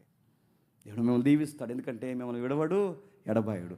తన వైపుకు చూసి వారి సంసారాన్ని దేవుని చేతుల్లో పెట్టిన ఎవరిని దేవుడు విడవడు, ఎడబాయుడు. అలాగే ప్రార్థన చేయండి. నేను చెప్పిన మాటలు మీరు జ్ఞాపకం చేసుకుంటూ మీ దాంపత్య జీవితంలో అరమరకులు ఉంటే దేవుడిని క్షమాపణ అడగండి. దేవా నువ్వు ఇచ్చిన బహుమానాన్ని నేను నెగ్లెక్ట్ చేస్తున్నాను, దేవా నువ్వు ఇచ్చిన భర్తను నేను లోకు గట్టాను, దేవా నువ్వు ఇచ్చిన పిల్లల్ని నేను సరిగ్గా చూడలేకపోతున్నా, కనిపిస్తే దేవుని ఎదుట ఒప్పుకోండి. ప్రార్థన చేద్దాం.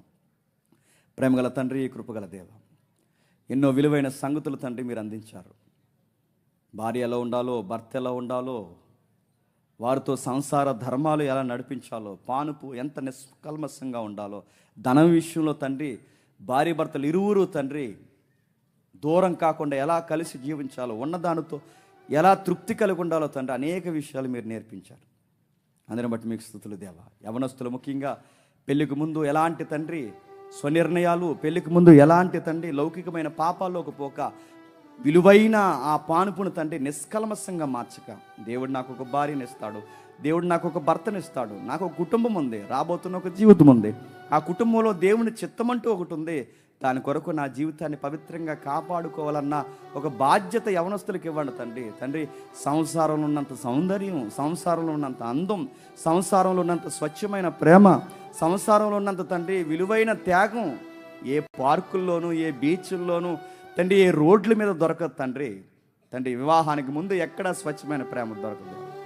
నిజమైన నిష్కల్మషమైన ప్రేమ ఏదన్నా ఉంది అంటే అది కేవలం కాపురంలోనే ఉంటుంది దేవా. ఒకవేళ తండ్రి భార్యను తక్కువ చేసినగా ఎవరైనా సహోదరులు ఉంటే ఆ సహోదరులను క్షమించండి, వాళ్ళ భార్య విలువ తెలియజేయండి. నా కొరకు చనిపోయే జీవితం ఏదన్నా ఉంది అంటే ఒకే ఒక్కరితో నా భార్య అనే జ్ఞాపకం తనకు తెలియజేయండి తండ్రి. నా కొరకు దివారాత్రులు కష్టపడేవాడు ఎవరైనా ఉన్నారు అంటే ఒకే ఒక్కరు నా భర్తని చూడగలిగే నేత్రాలు తనకు అనుగ్రహించండి. చిన్న గొడవలకి పెద్ద గొడవలకి దూరం చేసుకుని చాలా సులువుగా తండ్రి విడిపోదామనే మాటలు మాట్లాడుకున్నవారు ఎవరైనా ఉంటే తండ్రి మీ చిత్తానికి మేము వ్యతిరేకంగా మాట్లాడా మమ్మల్ని క్షమించండి అని గోజాడే మనసును వారికి ఇవ్వండి తండ్రి. బలంగా కట్టండి, కుటుంబాలను బలపరచండి. ఇక్కడి నుంచి తిరిగి వెళ్ళే లోపు తండ్రి ఇంత ప్రేమగా మీరు ఎలా మారిపోయారు అన్నప్పుడు తండ్రి మా చిత్తం ఏంటో, దేవుని విలువేంటో మాకు అర్థమైందని అనేకులకు క్రీస్తును సంఘమును కనువరిసేంత గొప్ప సాక్ష్యము తండ్రి వారి సంఘాల నుంచి, వారి యొక్క సంసారాల నుంచి వెలువరిసండి తండ్రి. ఈ మాటలు తండ్రి ముఖ్యంగా యవనస్తులను భద్రపరచండి, ఎవరు జారిపోకుండా జారత్వం వైపుకు పోకుండా తండ్రి ఈ పాట ద్వారా, ఈ దృశ్యం ద్వారా కడతారని కోరుతున్నాను దేవా. దీని కొరకు కష్టపడిన తమ్ముల్ని, అన్నల్ని తండ్రి ఎవరైతే ఉన్నారో వారందరినీ తండ్రి జ్ఞాపకం చేస్తున్నాను. ఇంకా మేము చేయవలసిన కార్యక్రమాలు ఎన్నో ఉన్నాయి, ఇంకా భవిష్యత్తులో తండ్రి తరాలని రేపాల్సిన అనేకమైన విషయాలు ఉన్నాయి. ఇలాంటి నూతనమైన ఆలోచనతో తండ్రి అనేకమైన దృశ్యాలతో సంఘాన్ని ప్రేరేపించే ఒక మంచి తండ్రి కార్యమును, జ్ఞానమును, వివేచన మాకు అనుగ్రహిస్తారని కోరుతూ నన్నును మమ్ములను అందరినీ మీ చేతులకు అప్పగిస్తూ క్రీస్తు నామమున ఈ ప్రార్థన సమర్పిస్తున్నాం తండ్రి.